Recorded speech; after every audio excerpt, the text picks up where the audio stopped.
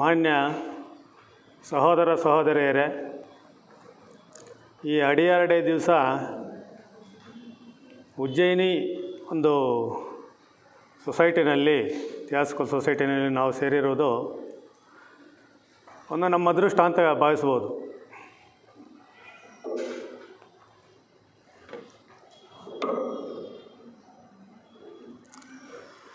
ಅದು ಆ ದಿನ ಆ ಥರ ನಮಗೆ ಅವಕಾಶ ಮಾಡಿಕೊಟ್ಟಿದೆ ನೋಡಿ. ಈ ದಿನದ ನನ್ನ ವಿಷಯ ಬಂದು ಗೌತಮ ಬುದ್ಧರ ಬೋಧನೆಗಳು ಅಂತ. ನಮಗೆಲ್ಲ ಗೊತ್ತು, ಗೌತಮ ಬುದ್ಧರ ಬೋಧನೆಗಳನ್ನು ನಾವು ಅನೇಕ ಸಲ ಕೇಳಿದ್ದೀವಿ. ಅವರು ಧರ್ಮ ಪ್ರವರ್ತನ ಸೂತ್ರಗಳು ಅಂತ ನಾವು ಕೇಳಿದ್ದೀವಿ. ಅದು ಗೌತಮ ಬುದ್ಧರ ಬೋಧನೆಯ ತಿರುಳದು, ಅದರ ಪೂರ್ತಿ ಸಾರ. ಅದರಲ್ಲಿ ಮೊದಲನೇ ಸೂಕ್ತಿನಲ್ಲಿ ಈ ಥರ ಹೇಳ್ತಾರೆ: ನಾನು ಮತ್ತು ನೀವು ಇಬ್ಬರೂ ಈ ದೀರ್ಘ ಸುತ್ತಿನಲ್ಲಿ, ಅಂದರೆ ಕಾಲಚಕ್ರದಲ್ಲಿ, ಅಂದರೆ ಹುಟ್ಟು ಸಾವುಗಳ ಮಧ್ಯೆ ಪ್ರಯಾಸಪಟ್ಟು ನಡೆಯುತ್ತಲೇ ಇರಬೇಕಾಗಿದೆ. ನಾವು ಮತ್ತು ನೀವು, ಅವ್ರನ್ನು ಸೇರಿಸ್ಕೊಂಡು ಹೇಳ್ತಾ ಇದ್ದಾರೆ. ದೀರ್ಘಕಾಲ ಈ ಮರಣ ಚಕ್ರದಲ್ಲಿ, ಪುನರಪಿ ಮರಣಂ ಪುನರಪಿ ಜನನಂ, ಈ ಚಕ್ರದಲ್ಲಿ ನಾವು ಸುತ್ತಾ ಇದ್ದೀವಿ. ಇದಕ್ಕೆ ಕಾರಣ ಏನು? ಇದಕ್ಕೆ ಕಾರಣ ಏನು ಅಂತ ಅವರೇ ಹೇಳ್ತಾರೆ. ಯಾಕಂದರೆ ನಾನು ಮತ್ತು ನೀವು 4 ಆರ್ಯ ಸತ್ಯಗಳನ್ನು ಕಂಡುಕೊಳ್ಳಲಿಲ್ಲ. ಆರ್ಯ ಸತ್ಯಗಳು ಅಂದರೆ ಶ್ರೇಷ್ಠವಾದಂತಹ ಸತ್ಯಗಳು 4 ಇದೆ. ನೋಬಲ್ ಟ್ರೂತ್ಸ್ 4 ಇದೆ. 4 ನೋಬಲ್ ಟ್ರೂತ್ಸ್ ಆಫ್ ಬುದ್ಧ ಅಂತಲೇ ಇದೆ. ಅದನ್ನು ಕಂಡುಕೊಳ್ಳಲಿಲ್ಲ, ಅದನ್ನು ಭೇದಿಸಿ ನೋಡಲಿಲ್ಲ, ತಿಳ್ಕೊಳ್ಳಲಿಲ್ಲ. ಮೊದಲನೇದು ಅದನ್ನು, ಆ ಸತ್ಯಗಳನ್ನು ಭೇದಿಸಲಿಲ್ಲ, ಅದನ್ನು ಪೆನೆಟ್ರೇಟ್ ಮಾಡಲಿಲ್ಲ, ಅರ್ಥ ಮಾಡಿಕೊಳ್ಳಲಿಲ್ಲ. ನಾವು ಭೇದಿಸಲಿಲ್ಲ ಅಂದರೆ ಅರ್ಥನೂ ಮಾಡಿಕೊಳ್ಳಲಿಲ್ಲ. ಅದರಿಂದ ಏನಾಗಿದೆ, ನಮಗೆ ಜೀವನದಲ್ಲಿ ಈ ಕಾಲಚಕ್ರದಲ್ಲಿ ಸುತ್ತಾನೇ ಇದ್ದೀವಿ. ಗೌತಮ ಬುದ್ಧರಿಗೆ ಜ್ಞಾನೋದಯ ಆದ ನಂತರ ಅವರು ಮೊದಲನೇ ಸಲ ಬೋಧನೆ ಮಾಡಿದ್ದು ಅವ್ರದ್ದು 5 ಜನ ಶಿಷ್ಯರಿಗೆ. ಎಲ್ಲಿ? ಕಾಶಿ ಹತ್ರ ಇರತಕ್ಕಂತಹ ಸಾರನಾಥದಲ್ಲಿ. ಜ್ಞಾನೋದಯ ಆದ ನಂತರ ಅದು ನಮಗೆಲ್ಲರಿಗೂ ಗೊತ್ತಿರತಕ್ಕಂತಹ ಮೊದಲನೇ ಬೋಧೆ ಅಂತ. ಗೌತಮ ಬುದ್ಧರು ಬೋಧಿಸಿದಂತಹ ಮೊದಲನೆಯ ಬೋಧೆ ಅದು ಅಂತ ಗೊತ್ತಿದೆ. ಆದರೆ ಇನ್ನರ್ ಸರ್ಕಲ್ ಆಫ್ ಬುದ್ಧಿಸಮ್, ಅಂದರೆ ಅದನ್ನು ಆಳವಾಗಿ ಅಧ್ಯಯನ ಮಾಡಿದ ಆ ಪಂಥವನ್ನು ಅನುಸರಿಸ್ತಾ ಇರತಕ್ಕಂಥವರು ಹೇಳ್ತಕ್ಕಂಥ ರೀತಿ ಏನಂದರೆ, ಅವರು ಸಾರನಾಥಕ್ಕೆ ನಡ್ಕೊಂಡು ಬರಬೇಕಾದ್ರೆ ಅವರ ಎದುರಿಗೆ ಒಬ್ಬ ಸನ್ಯಾಸಿ ಬರ್ತಾರೆ, ಭೇಟಿ ಆಗ್ತಾರೆ ಅವ್ರನ್ನ. ಆ ಸನ್ಯಾಸಿ ನೋಡಿಬಿಟ್ಟು ದಿಗ್ಭ್ರಮೆ ಆಗಿಬಿಡ್ತದೆ ಅವ್ರಿಗೆ. ಏನು ಮಹಾಪುರುಷರು, ಎಂಥ ಕಾಂತಿ, ಎಂಥ ಸೌಂದರ್ಯ, ಎಷ್ಟು ಬೆಳಗ್ತಾ ಇದ್ದಾರೆ, ಆ ಚೈತನ್ಯ ಎಷ್ಟು ಬೆಳಗ್ತಾ ಇದೆ ಇವರಲ್ಲಿ, ಏನೋ ವಿಶೇಷತೆ ಕಾಣಿಸುತ್ತೆ. ಆಗ ಅವರು ಪ್ರಶ್ನೆ ಮಾಡ್ತಾರೆ, ಮಹಾನುಭಾವರೇ, ಇಷ್ಟು ನೀವು ಕಾಂತಿ ನಿಮ್ಮಲ್ಲಿ ಚಿಮ್ಮುತ್ತಾ ಇದೆಯಲ್ಲ, ಇಷ್ಟು ಬೆಳಕು ಬೀರ್ತಾ ಇದ್ದೀರಾ, ನಿಮ್ಮನ್ನು ನೋಡಿದ್ರೇ ಏನೋ ಒಂದು ರೀತಿಯ ಅನುಭವ ಆಗ್ತಾಯಿದೆ, ನೀವು ಏನು ಕಂಡು, ನಿಮ್ಮಲ್ಲಿರ್ತಕ್ಕಂಥ ವಿಶೇಷತೆ ಏನು ಅಂತ ಪ್ರಶ್ನೆ ಮಾಡ್ತಾರೆ. ಆಗ ಅವ್ರು ಹೇಳ್ತಾರೆ, ನಾನು ನನ್ನ ಮಾಯೆಯನ್ನು ಜಯಿಸಿದ್ದೀನಿ, ನಾನು ಪ್ರಬುದ್ಧನಾಗಿದ್ದೀನಿ, ನನ್ನಲ್ಲಿರ್ತಕ್ಕಂಥ ಮಾಯೆ ಸಂಪೂರ್ಣವಾಗಿ ನಿಶೇಷ ಆಗಿದೆ, ಜ್ಞಾನವನ್ನು ಹೊಂದಿದ್ದೀನಿ, ಜ್ಞಾನೋದಯವನ್ನು ಪಡೆದಿದ್ದೀನಿ ಅಂತ ಹೇಳ್ತಾರೆ. ಆ ಮನುಷ್ಯ ಅದನ್ನು ಕೇಳಿಬಿಟ್ಟು ಅಷ್ಟು ಸೀರಿಯಸ್ ಆಗಿ ತಗೊಳ್ಳಿಲ್ಲ. ಆ ಬೋಧನೆಯನ್ನು ಅಷ್ಟು ಗಂಭೀರವಾಗಿ ತಗೊಳ್ಳಿಲ್ಲ. ಹೌದಾ ಅಂತಾರೆ ಅವರು ಹೌದು ಉತ್ತಮ ಪುರುಷರು ಇವರು ಅಂತಾರೆ. ಅಂದರೆ ಅವ್ರಿಗೆ ಕನ್ಸರ್ನ್ ಆಗಿರ್ತಕ್ಕಂಥ ಸಬ್ಜೆಕ್ಟ್, ನಾನು ಬುದ್ಧ ಪದವಿಯನ್ನು ಹೊಂದಿದ್ದೀನಿ, ನಾನು ಜ್ಞಾನೋದಯವನ್ನು ಹೊಂದಿದ್ದೀನಿ ಅಂದರೆ ಅಲ್ಲಿ ಅವ್ರಿಗೆ ವಿಶೇಷವಾದಂಥದ್ದು ನನಗೆ ಸಂಬಂಧಪಟ್ಟಿದ್ದಲ್ಲ ಅನ್ನೋ ಲೆಕ್ಕದಲ್ಲಿ ಬಂತು. ಅಂದರೆ ಯಾರೋ ಮಹಾನುಭಾವರು ಜ್ಞಾನೋದಯ ಹೊಂದುತ್ತಾರೆ, ಯಾರೋ ಮಹಾನುಭಾವರು ಬುದ್ಧ ಪದವಿಯನ್ನು ಹೊಂದುವುದಕ್ಕೆ ಸಾಧ್ಯತೆ ಇದೆ ಅಂತ ಅಂದುಕೊಂಡ್ರೆ ಹೊರತು ಇದು ನನಗೆ ಸಂಬಂಧಪಟ್ಟಿದ್ದ ಸಬ್ಜೆಕ್ಟು ಅಂತ ನಾನು ಈ ರೀತಿ ಬುದ್ಧನವರು ಸತ್ಯನೇ ಹೇಳಿದರು. ಯಾಕಂದರೆ ಅವರು ಹೊಂದಿದ್ದರು, ಜ್ಞಾನೋದಯವನ್ನು ಹೊಂದಿದ್ದರು. ಆದರೆ ಆ ಸತ್ಯ ಗ್ರಹಿಸುವುದಕ್ಕೆ ಇದನ್ನು ಸಿದ್ಧನಾಗಿರಲಿಲ್ಲ. ಯಾರು? ಆ ಸನ್ಯಾಸಿ. ಅದಕ್ಕೆ ಅವರಿಗೆ ಒಂದು ಚಿಂತನೆ ಶುರುವಾಗುತ್ತೆ. ನಾನು ಮಾಡಬೇಕಾದಂಥ, ನಾನು ಹೇಳಬೇಕಾದಂಥ ರೀತಿ ಇದಲ್ಲ, ನನಗೆ ಮುಖ್ಯವಾಗಿರ್ತಕ್ಕಂಥದ್ದು, ನಾನು ಸಾಧನೆ ಮಾಡಿರ್ತಕ್ಕಂಥದ್ದು ಹೇಳಬೇಕಾದಂಥ ವಿಷಯ ಅಲ್ಲ. ಅದು ಅವರಲ್ಲಿ ಚರ್ಚೆಗೆ ಗ್ರಾಸವಾಗಿ ಅದನ್ನು ದಾಹವನ್ನು ಹುಟ್ಟು ಹಾಕುವುದಿಲ್ಲ. ಇಂಥ ವಿಚಾರಗಳು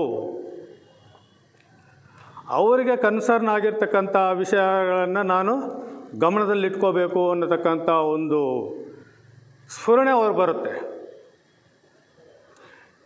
ಮತ್ತು ಯಾರೂ ಅನುಮಾನಕ್ಕೆ ಈಡಾಗಬಾರ್ದಲ್ಲಿ.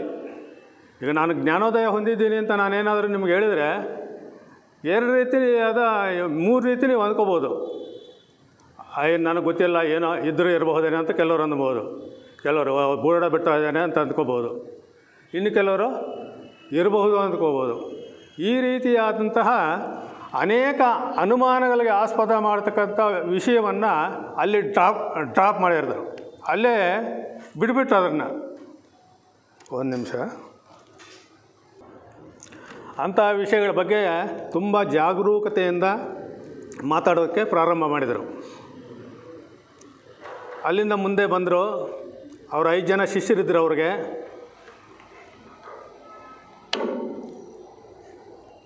ಅದರಲ್ಲಿ ಕೊಂಡಣ್ಣ ಅಂತ ಒಬ್ಬರು. ಅವ್ರಿಗೆ 6 ಸತ್ಯಗಳನ್ನು ಮೊದಲನೇ ಬಾರಿಗೆ ಬೋಧನೆ ಮಾಡ್ತಾರೆ. ಯಾವ 6 ಸತ್ಯಗಳು ಅವ್ರು ಕಂಡುಕೊಂಡಿದ್ದು ನಮಗೆಲ್ಲ ಗೊತ್ತಿದೆ. ಯಾವುದದು 6 ಸತ್ಯಗಳು? 4 6 ಸತ್ಯಗಳು. ಮೊದಲನೇದು ಯಾವುದು?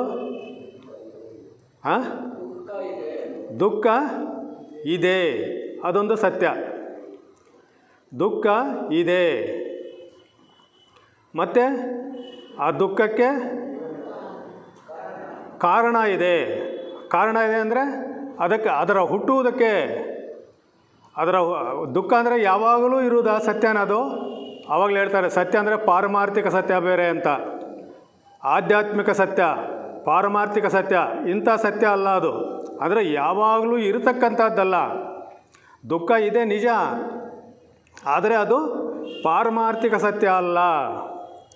ಅದು ಯಾವ ಸತ್ಯ? ನಾವು ಕಂಡುಕೋಬೇಕಾದಂಥ ಸತ್ಯ. ಅದು ಇದೆ, ದುಃಖ ಇದೆ, ಹಿಂದೆ ಇರಲಿಲ್ಲ, ಮುಂದೇನೋ ಇರುತ್ತೋ ಇಲ್ವೋ ಗೊತ್ತಿಲ್ಲ, ಇದೆ. ಅದಕ್ಕೆ ಕಾರಣ ಏನು? ಒಂದು ಸಲ ಇರುತ್ತೆ, ಒಂದು ಸಲ ಯಾವಾಗಲೂ ನಾವು ದುಃಖದಲ್ಲಿದ್ದೀವ? ನಮ್ಮ ಜೀವನ ಪೂರ್ತಿ ದುಃಖದಲ್ಲೇ ಇದ್ದೀವ? ನಾವು ವಿಚಾರ ಮಾಡ್ಕೋಬೇಕು. ಇದ್ದೀವ? ಪೂರ್ತಿ ದುಃಖದಲ್ಲೇ ಇದ್ದೀವ? ಹೇಳಬೇಕು ನೀವು. ದುಃಖದಲ್ಲಿ ಇಲ್ಲ. ದುಃಖ ಬಂದಿಲ್ವ ನಮಗೆ? ಬಂದಿದೆ. ಅಂಥ ದುಃಖಗಳು ಕಳೆದು ಹೋಗಿಲ್ವಾ? ಹೋಗಿದೆ. ಅಂದರೆ ಏನಂದರೆ ದುಃಖಕ್ಕೆ ಹುಟ್ಟು ಇದೆ, ಸಾವು ಇದೆ. ಅದು ಕಾಲಮಾನಕ್ಕೆ ಅಧೀನವಾಗಿದೆ. ಅಲ್ಲಿಗೆ ದುಃಖ ಇದೆ ಅನ್ನತಕ್ಕಂಥ ದುಃಖ ಇಲ್ವ ನಮಗೆ? ಇದೆ. ಯಾರ್ಯಾರಿಗಿದೆ? ಎಲ್ರಿಗೂ ಇದೆ. ಇಂಗ್ಲೆಂಡ್ ದೇಶದವ್ರಿಗಿದೆಯಾ? ಭಾರತೀಯರಿಗಿದೆಯಾ? ಫ್ರೆಂಚ್ಗಿದೆಯಾ? ಚೀನಾದವ್ರಿಗಿದೆಯಾ? ಹಿಂದೆ ಭೂತಕಾಲದಲ್ಲಿ ಇದ್ರಲ್ಲ ಅವ್ರಿಗೆಲ್ಲ ಇತ್ತು. ಈಗ ಇದೆಯಾ ನಮಗೆ? ಈಗಲೂ ನಡೀತಾ ಇದೆ. ಮುಂದೆ ಬರುವವ್ರಿಗೆ ಇರುತ್ತಾ? ದುಃಖ ಇರುತ್ತೆ. ಇದು ನಾವು ಕಂಡುಕೊಡ್ಬೇಕಾಗಿರೋದು. ದುಃಖ ಇದೆ, ಹಿಂದೇನೂ ಇತ್ತು, ಈಗಲೂ ಇದೆ, ಮುಂದೇನೂ ಇರುತ್ತೆ. ಆದರೆ ಅದು ಶಾಶ್ವತವಾಗಿದೆಯಾ? ಶಾಶ್ವತವಾಗಿಲ್ಲ. ಶಾಶ್ವತವಾಗಿ ಯಾವುದು ಇಲ್ಲವೋ ಅದಕ್ಕೇನಾಗಿದೆ, ಇಲ್ಲವೋ ಅದಕ್ಕೆ ಏನಿರುತ್ತೆ? ಹುಟ್ಟಿರುತ್ತೆ.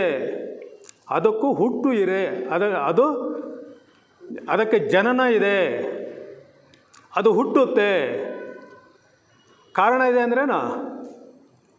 ಆ ಹುಟ್ಟುವಿಕೆಗೆ ಕಾರಣಕರ್ತನೊಬ್ಬನಿರ್ತಾನೆ. ಅದು ಹುಟ್ಟಿದೆ ಅಂದರೆ ಅದಕ್ಕೆ ಯಾರಿರ್ತಾರೆ? ಅದರ ಹಿಂದೆ ಯಾರೋ ಒಬ್ಬರು ಕಾರಣಕರ್ತ ಇರಬೇಕು. ಕಾರಣಕರ್ತ ಇಲ್ಲದೇನೆ ಯಾವುದೂ ಕೂಡ ಸೃಷ್ಟಿ ಆಗಲ್ಲ. ಅಲ್ಲಿಗೆ ದುಃಖಕ್ಕೆ ಏನಿದೆ? ಕಾರಣ ಇದೆ. ಅದು ಯಾವುದು? ಎರಡನೇ ಸತ್ಯ. ಕಾರಣ ಇದೆ. ಹುಟ್ಟಿದ ಮೇಲೆ ಹಂಗೇ ಇದೆಯಾ? ಅದು ಇಲ್ಲ. ಅದೇನಾಗ್ಬಿಟ್ಟಿದೆ? ಮುಂದೆ ಕಾಲಘಟ್ಟದಲ್ಲಿ ಅದು ದುಃಖ ನಿವಾರಣೆ ಆಗಿಬಿಟ್ಟಿದೆ. ನಿವಾರಣೆ ಆದಮೇಲೆ ನಿವಾರಣೆಗೆ ಕಾರಣ ಏನು? ಅದಕ್ಕೊಂದು ಕಾರಣ ಇರಬೇಕಲ್ಲ. ನಿವಾರಣೆಗೂ ಕೂಡ ಒಂದು ಕಾರಣ ಇದೆ. ನಿವಾರಣೆಗೆ ಕಾರಣವನ್ನು ಕಂಡುಕೊಂಡು ಅದು ಉಪಾಯ ಅಂತ ಹೇಳ್ತೀವಿ. ನಿವಾರಣೋಪಾಯ. ನಿವಾರಣೆ ಮಾಡಿಕೊಳ್ಳಬಹುದು. ದುಃಖವನ್ನು ನಿವಾರಣೆ ಮಾಡಿಕೊಳ್ಳಬಹುದು. ನಿವಾರಣೆ ಕೊಳ್ಳಬಹುದು ಅನ್ನುವುದೇನಿದೆ? ಅದು ಮೂರನೇ ಸತ್ಯ. ಅದು ಮೂರನೇ ಸತ್ಯ. ಅದಕ್ಕೆ ಮಾರ್ಗ ಇದೆಯಾ? ಆ ನಿವಾರಣೆ ಮಾಡಿಕೊಳ್ಳೋದಕ್ಕೆ ಏನಾದರೂ ಉಪಾಯ ಇದೆಯಲ್ಲ, ಒಂದು ದಾರಿ ಇದೆಯಲ್ಲ, ಒಂದು ಔಟ್ಲೆಟ್ ಇದೆಯಲ್ಲ. ಅಂದರೆ ಈ ರೀತಿ ಹೋದರೆ ಇದು ನಿವಾರಣೆ ಆಗುತ್ತೆ, ಈ ರೀತಿ ಹೋದರೆ ನಮ್ಮ ದುಃಖ ಇನ್ನೂ ಸ್ವಲ್ಪ ಜಾಸ್ತಿ ಆಗುತ್ತೆ, ಈ ದಾರಿಯಲ್ಲಿ ಹೋದರೆ ನಮಗೆ ದುಃಖ ಕಡಿಮೆ ಆಗುತ್ತೆ. ಅದಕ್ಕೊಂದು ದಾರಿ ಇದೆಯಾ? ಇರುತ್ತಾ? ದಾರಿ ಇದೆ ಅಂದರೆ ಅದನ್ನು ನಾವೇನೇನು ಹೇಳ್ತೀವಿ? ನಾಲ್ಕನೆಯ ಆರ್ಯ ಸತ್ಯ, ದುಃಖದ ನಿವಾರಣೋಪಾಯ. ನಿವಾರಣೋಪಾಯಕ್ಕೆ ತೆಗೆದುಕೊಂಡು ಹೋಗತಕ್ಕಂಥ ದಾರಿ ಇದೆಯಲ್ಲ, ಅದನ್ನು ನಾವೇನಂತ ಹೇಳ್ತೀವಿ? ನಾಲ್ಕನೇ ಆರ್ಯ ಸತ್ಯ. ಅದನ್ನೇ ಅಷ್ಟಾಂಗ ಮಾರ್ಗ, ಅಷ್ಟಾಂಗ ಪಥ, ಆರ್ಯ ಅಷ್ಟಾಂಗ ಪಥ ಅಂತ ನಾವು ಕೇಳ್ತೀವಿ. ಇದರಲ್ಲಿ ಈಗ ಒಂದೊಂದೇ ನೋಡೋಣ. ದುಃಖವಿದೆ, ಅದನ್ನು ನಾವು ಯಾವ ರೀತಿ ಅದನ್ನು ಭೇದಿಸಬೇಕು? ಸಾಮಾನ್ಯವಾಗಿ ನಾವೇನು ಮಾಡ್ತೀವಿ? ದುಃಖ ಬಂದರೆ ನಾವೇನು ಮಾಡ್ತೀವಿ? ದೇವರನ್ನು, ಮತ್ತು ಇನ್ನೇನು ಮಾಡ್ತೀವಿ? ಅಳ್ತೀವಿ, ಮತ್ತು ಮಾಡ್ತೀವಿ.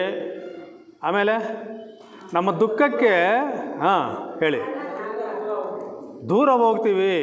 ಇವೆಲ್ಲ ಪೂಜೆ ಮಾಡೋದಾಗಲಿ, ದೇವ್ರಿಗೆ ಮೊರೆ ಹೋಗೋದಾಗಲಿ, ಮತ್ತೊಂದು ಕಡೆ ಯಾರನ್ನಾದರೂ ಉಪಾಯ ಕೇಳೋದಾಗಲಿ, ಇವೆಲ್ಲ ಏನದು?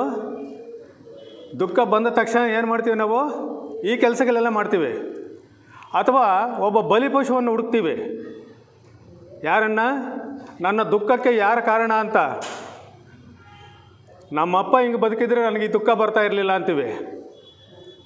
ನಮ್ಮಪ್ಪ ಹಣವಂತನಾಗಿದ್ದರೆ ನನಗೆ ಈ ಕಷ್ಟ ಬರ್ತಾ ಇರಲಿಲ್ಲ ಅಂತೀವಿ.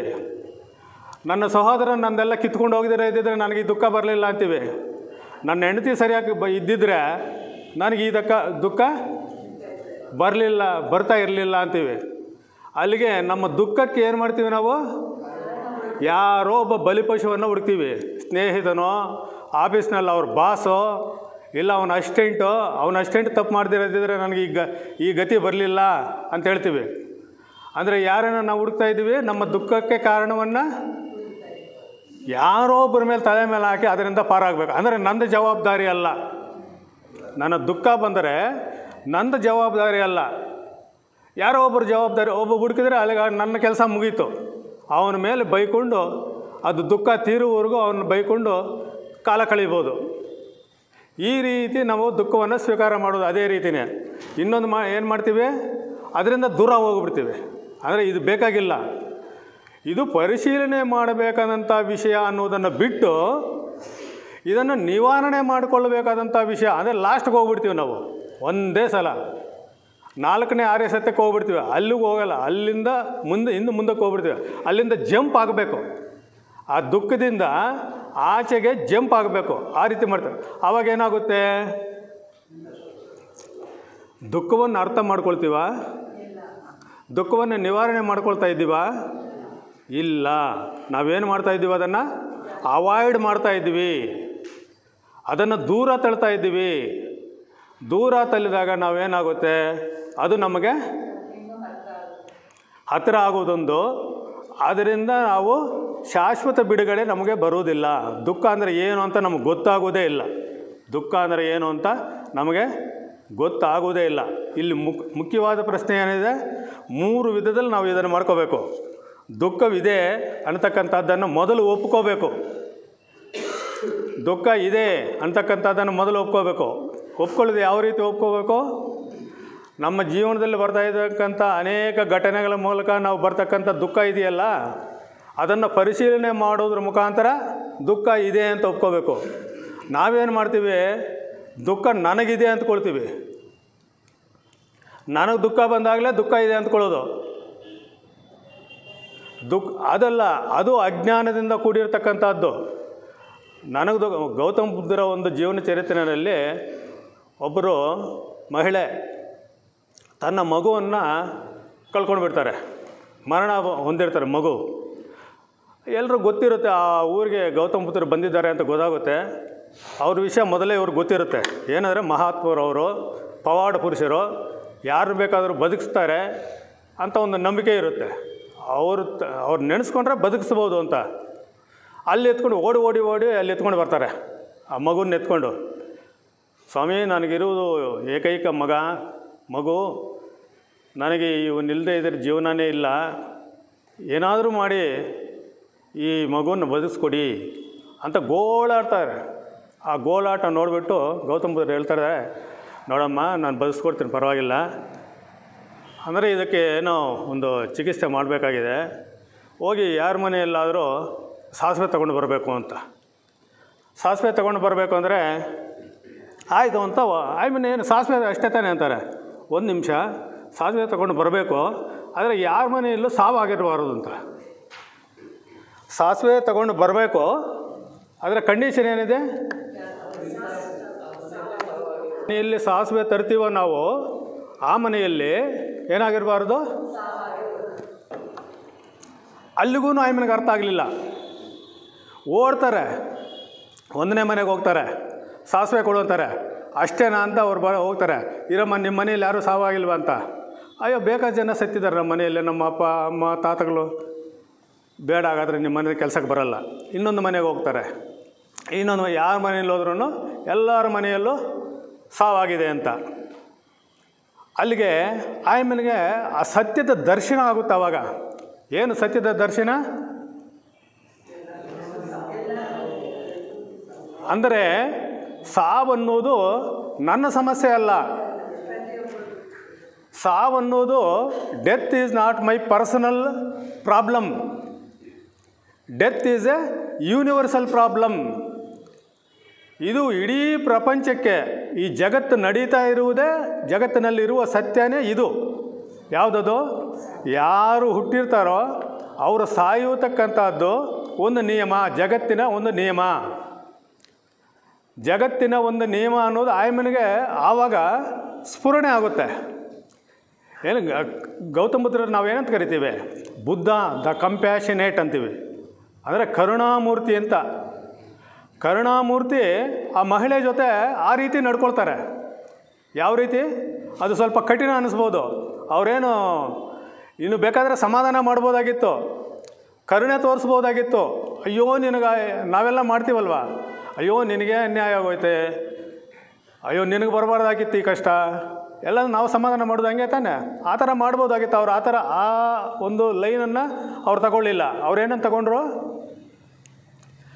ಅವ್ರಿಗೆ ನಿಯಮಗಳ ಒಂದು ಯೂನಿವರ್ಸಲ್ ಪ್ರಾಬ್ಲಮನ್ನು ಇಂಡಿವಿಜುವಲ್ ಪ್ರಾಬ್ಲಮ್ ಆಗಿ ತೆಗೆದುಕೊಳ್ಳಬಾರ್ದು ಅಂತಕ್ಕಂಥ ಒಂದು ಬೋಧನೆಯನ್ನು ಅವರು ಕೊಡಬೇಕಾಗಿತ್ತು. ಸತ್ಯ ದರ್ಶನ ಆಯಿತು. ಆಯಮ್ಮನಿಗೆ ಮಗು ಮೇಲೆ ವ್ಯಾಮೋಹ ಹೊರಟೋಯ್ತು. ಯಾಕೆ ವ್ಯಾಮೋಹ ಹೊರಟೋಯ್ತು?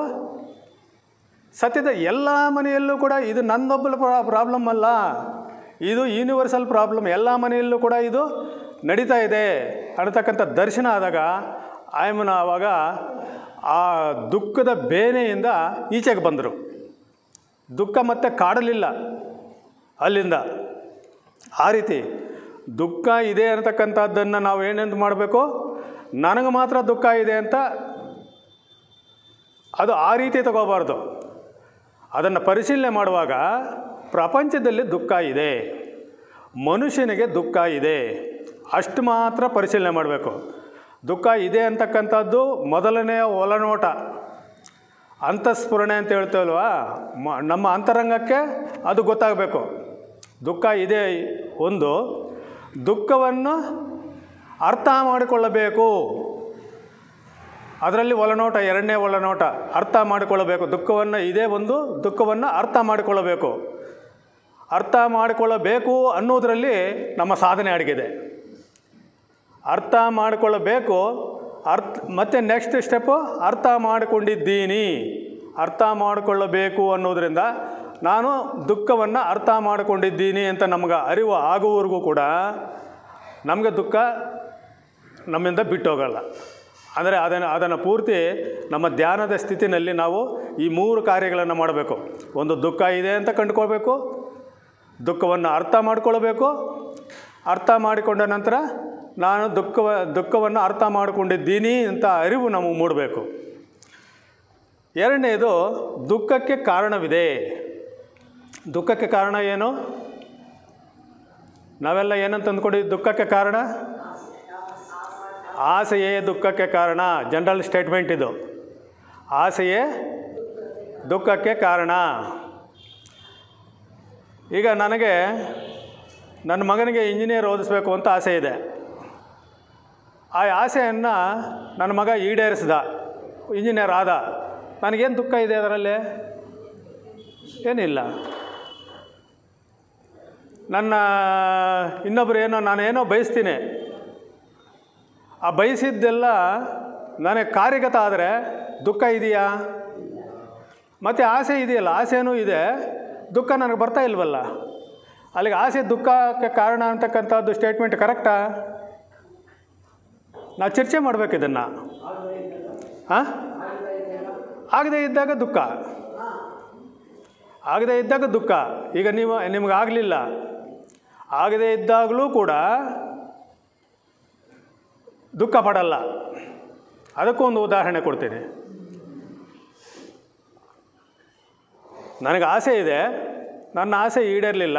ನನ್ನ ಮಗ ಇಂಜಿನಿಯರ್ ಓದಬೇಕಾಗಿತ್ತು, ಅವನು ಓದಲಿಲ್ಲ, ಇನ್ನೊಂದೇನೋ ಕೋರ್ಸ್ ತಗೊಂಡ, ಅದಕ್ಕೆ ನನಗೆ ದುಃಖ ಏನಾಗಲಿಲ್ಲ. ಆವಾಗಲೂ ಆಗಲಿಲ್ಲ. ಯಾಕಾಗಲಿಲ್ಲ? ಈಗ ನೀವು ಒಂದು ರೈತ ಆದರೆ ಒಂದು ಬೆಳೆ ಬೆಳಿತೀರ, ಅದು ನಿಮ್ಮ ಶ್ರಮ ಎಲ್ಲ ಅದರಲ್ಲಿ ಹಾಕ್ತೀರ, ಅದು ಬೆಳೆನೂ ಬಂತು, ಚೆನ್ನಾಗೂ ಆಯಿತು. ಆಮೇಲೆ ಅದನ್ನು ಮಾರ್ಕೆಟ್ ಎತ್ಕೊಂಡು ಹೋಗ್ತೀರಾ, ಮಾರ್ಕೆಟಲ್ಲಿ ರೇಟ್ ಸಿಗಲಿಲ್ಲ, ದುಃಖ ಆಗುತ್ತೆ. ದುಃಖ ಆಗದೇನೂ ಇರುತ್ತೆ, ದುಃಖನೂ ಆಗುತ್ತೆ, ದುಃಖ ಆಗದೇನೂ ಇರುತ್ತೆ. ದುಃಖ ಆಗುವುದು ಯಾತಕ್ಕಂದರೆ ನಾವು ಏನು ಅಂದ್ಕೊಂಡಿದ್ದೀವೋ ಆ ಎಕ್ಸ್ಪೆಕ್ಟೇಷನನ್ನು ಬಲವಾಗಿ ಅಂಟ್ಕೊಳ್ಳೋದು. ಅಂದರೆ ನನ್ನ ಮಗ ಇಂಜಿನಿಯರ್ ಆಗಬೇಕು ಅಂತ ನನಗೆ ಆಸೆ ಇದೆ, ನನ್ನ ಬಲವಾದ ಆಸೆ ಇದೆ. ಅವನು ಇನ್ನೊಂದು ಓದ, ನಾನು ನನ್ನ ಆಸೆಗೆ ಎಷ್ಟು ಮಾತ್ರ ಅಂಟ್ಕೊಂಡಿದ್ದೀನೋ ಅಷ್ಟು ಮಾತ್ರ ನನಗೆ ದುಃಖ ಆಗುತ್ತೆ.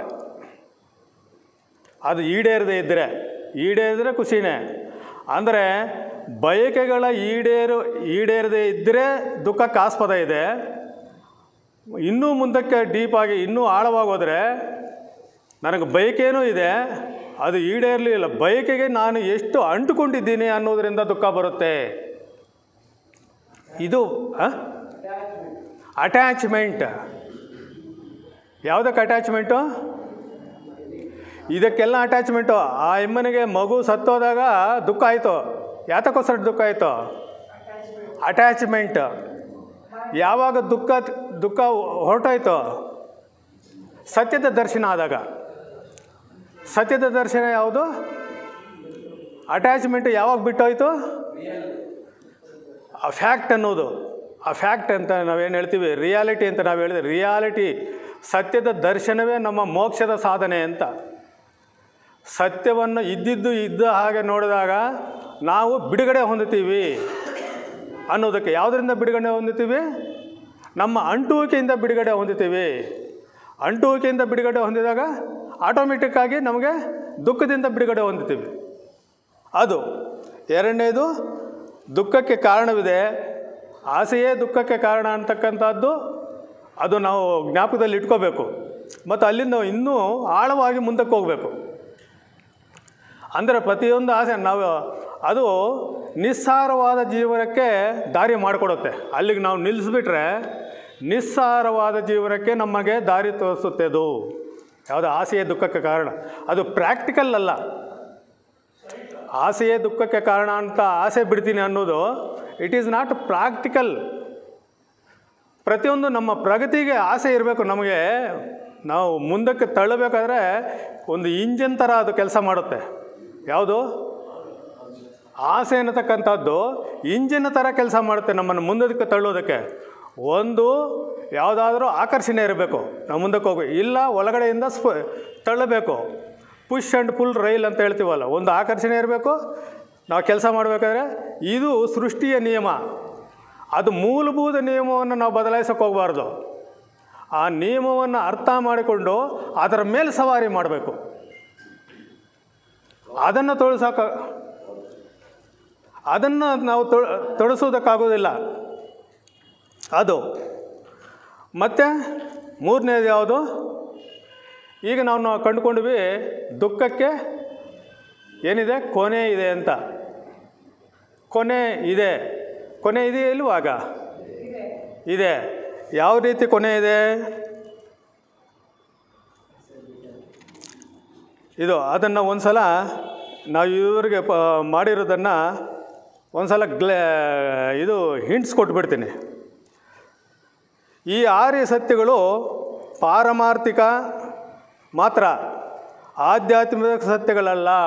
ಇದು ನಾವು ವಿಚಾರ ಮಾಡಿದ್ವಿ. ನಾವು ಚಿಂತನೆ ಮಾಡಿ ಕಂಡುಕೊಳ್ಳಬೇಕಾದ ಸತ್ಯಗಳು.